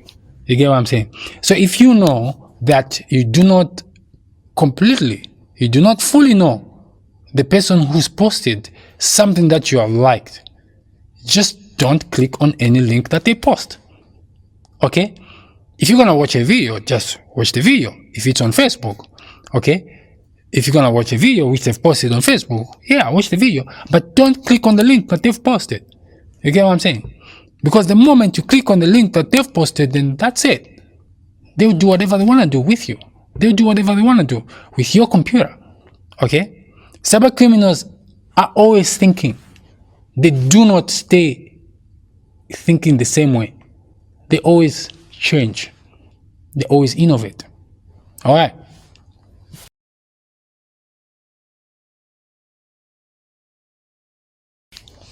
Now, I want to say a little bit about the underground economy, okay? The global underground economy is a very interesting economy because it is a kind of an economy that is not real. I mean, it is real, okay? But it's not something that, what happens is just illicit stuff, all right? In the global underground economy, the money that they use is not United States dollars. It's not euro. It's not British pounds. It is not South African rand either. It is not Chinese yuan. It is not Japanese yen. The money that they use in the underground economy is the Bitcoin, cryptocurrency. Apart from the Bitcoin, it's the altcoins. The most popular altcoin is Monero, okay? Although in the underground economy, there are other cryptocurrencies also, other altcoins, which seems to be flourishing, such as Verge, okay? Now, the idea in the underground economy is just dealing in illegal stuff. Now, it's a very big topic, okay? What I just want to talk about is to do with malware, okay? What you find is that there are people out there who just hack computers, okay? They just hack, spread malware, harvest people's credentials. Once they spread the malware and harvest people's credentials, they sell those credentials to some underground entrepreneur. The underground entrepreneur is the one who will buy credit card details. He's the one who will buy personal identities of people. He's the one who will buy all that crazy, important information of people. He's the one who will buy them. And he's the one who will resell them to others. So you find that the resellers, the customers of that underground entrepreneur could be anyone from ordinary people to people who want those particular items for committing other crimes. So you find that the underground businessman would buy banking details and sell them to someone who wants to really now go into that bank account and empty it. Or if it's a credit card, they'll sell them to someone who will take that credit card and actually use it. All right. Now, it is real. Okay. Why I say you should at least have a little idea of the existence of the underground economy is because don't be so like comfortable, you know what I mean, that someone is only going to come after you because you have something. No. These cyber criminals can come after you even when you have nothing. Okay? Someone could come after you, a cyber criminal could come after you. You'll be like, hey, there's nothing in my email box. Even if they get into my email box, I don't have any banking details in my email box. But in your email box, you do communicate with other people. And what cyber criminals want is those people that you talk to. If there is nothing they can get from you, they believe they can get something from the people that you talk to. Now, if there's really nothing they can get from you and they get into your email box, in your email box, they're able to read your emails and they can know the emails which could have some value. You know, some people who you talk to who could have some value. And they'll try and launch some phishing attack on them. Once they grab hold of them, then they'll try and get something from them. You see, it's a network. But someone with a bunch of hacked emails, all right, could sell these hacked emails to some underground entrepreneur in the global underground economy. And those hacked emails would be, you know, advertised and sold to whoever wants to really now go in the emails to do something with them. You get what I'm saying? So you see, the motivations are different because the hacker who would hack you would just have a motivation of getting hold of, you know, your email box and selling it to someone. And the person who buys it doesn't need it and doesn't want it either, but they could sell it to someone who wants it. You know what I'm saying? That's what goes on in the global underground economy. You get what I'm saying? Someone could purposely, okay, create cyber weapons, not because they want to use them, no, but because they want to rent them out. You know what I'm saying? Or they want to use them to whoever needs them. You get what I'm saying? When it comes to attacks such as denial of services, all right, there are cyber criminals out there who would just lend their infrastructure, okay? They rent out their infrastructure to someone who wants to attack someone. You know what I'm saying? Once they've gotten the infrastructure for a few hours and they've done their attacking, then, you know, it goes back to the cyber criminal. I mean, the underground entrepreneur. You get what I'm saying? Now, today, there are even people who just specialize in just making viruses for sale. You get what I'm saying? So, staying cyber secure is so important because today, people are learning cybercrime at a very, very alarming rate. And you know what? There are cyber criminals operating in the underground economy who will just carry out all the daily work for anyone who's ready to pay. Now that is an issue which we should really be concerned about, because you know what it means? It means someone can pay someone to carry out the task of hacking you, and the person who is really hacking you is the one who released the money to pay.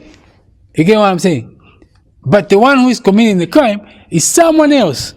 Even if police had to launch an investigation, the investigation could never lead to you. It would be very difficult to lead to you because you didn't carry out the hacking and you don't even have any knowledge about hacking.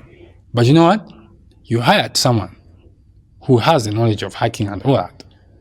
You get what I'm saying? So it's complicated. You get what I'm saying? The only way is to stay cyber secure. and to have cybersecurity knowledge to defend ourselves, so that in an event whereby we need to mitigate a cyber threat, it should not come as a surprise.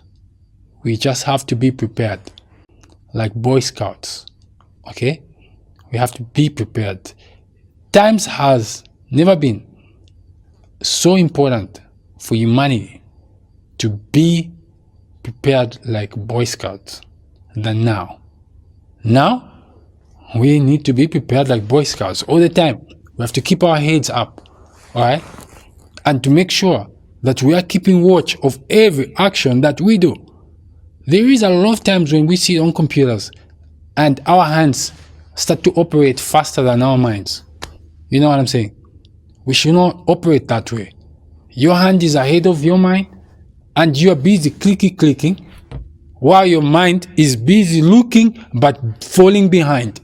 By the time your mind sees that, oh, I clicked on something I don't understand, malware has already been unleashed. You know what I'm saying? We don't want that. Okay? We don't want that. If you are a manager, okay, my advice to you is that your organization needs to carry out risk management. What is risk management? Risk management is a process whereby you start to identify every single asset that you've got and you evaluate it, okay, on a scale to find out whether it's very critical to your operations or not. Or maybe it's somewhere in the middle, or maybe somewhere closer to the top, or maybe somewhere a little lower than the middle. Okay? Once you identify your assets using a risk management framework, basically it's help that you are given to help you identify your assets. Once you identify the assets using that risk management framework, then the risk management framework will also help you in evaluating them. Okay? Once you understand what you've got and how important it is, then you can make a strategy, a plan of how you're going to protect what you most need. Meaning, what you most need will have a higher priority in how much money you're going to spend to protect that asset. All right? So you find that risk management results actually act as a guide for you. You are able to know that, you know what, this asset, we don't mess with it. As a manager, you could even be responsible to make sure that if, for example, there's data that is so crucial to your company, make sure that it's backed up. Someone has to produce a report for you to read probably every day that I backed up and I backed up at this time and this was a backup report. You know what I'm saying? That way, as a manager, you sit down with peace of mind that, you know what, if there was a disaster today, we'll have somewhere to fall back to. Because if you don't know that if there's going to be a disaster tomorrow, you have nowhere to fall back to, then your management job could be at risk because that company you're working for may not be there. You get what I'm saying? So as a manager, for you to protect your job, you need to protect the assets of the company. And if your assets are digital and they involve information, then it's absolutely imperative that you take backing up seriously. You take perimeter security seriously, you know? And the mindsets of your employees must also be taken seriously, meaning that your employees should be undergoing cybersecurity awareness training every now and then, just to make sure that they're not forgetting what they're supposed to do. Human beings forget. And if at all there's no problem that is taking place in your organization, everyone is going to be like, problems never happen here. They only happen in those countries. Those countries. Let me tell you something. Cyberspace is one country. Cyberspace does not see whether you are in the United States of America or you are in Zambia, all right? Cyberspace is cyberspace. Whether you are in the United Kingdom or you are in Germany, cyberspace is cyberspace. Whether you are in Japan or you are in South Africa, cyberspace is cyberspace. Whether you are in Canada or you are in Colombia, cyberspace is cyberspace. All right?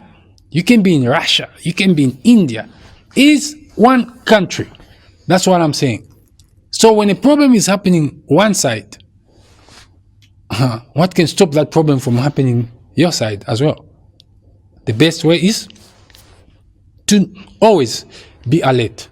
And that is why risk management assessments must always be carried out on organizations.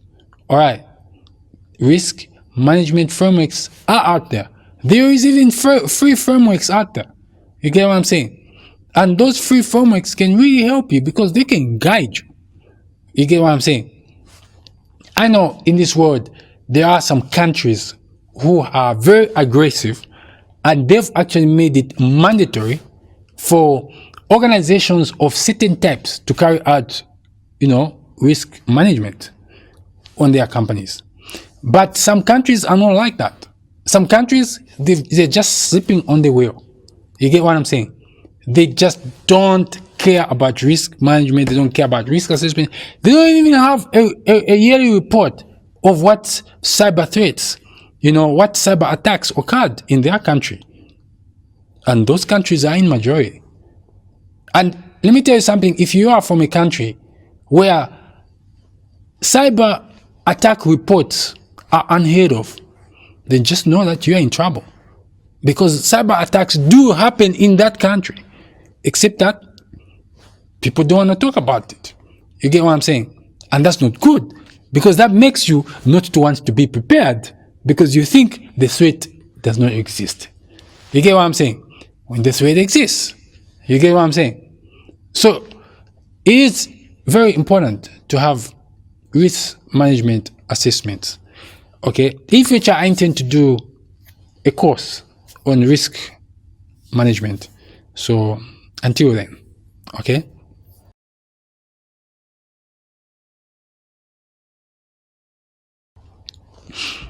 Now, I hope you have enjoyed this course, okay?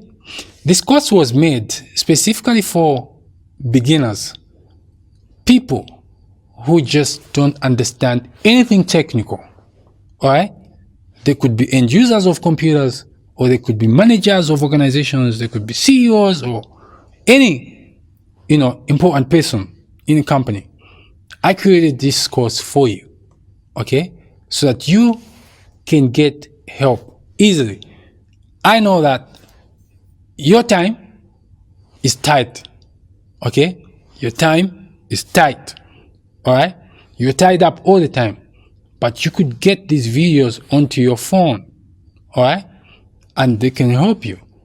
Whenever you are jogging, you could just be listening, all right? Whenever you are in your car, you could just, plug it in and listen. You get what I'm saying? So basically, it's been a pleasure for me to create this course for you, all right? Because cybersecurity is my qualification. I've got a bachelor's degree in information technology security, okay? And I'm doing a master's, which is a combination of business and information technology security. So cybersecurity is my bread and butter, all right? So I hope you will find this course very helpful. Thank you. I appreciate you.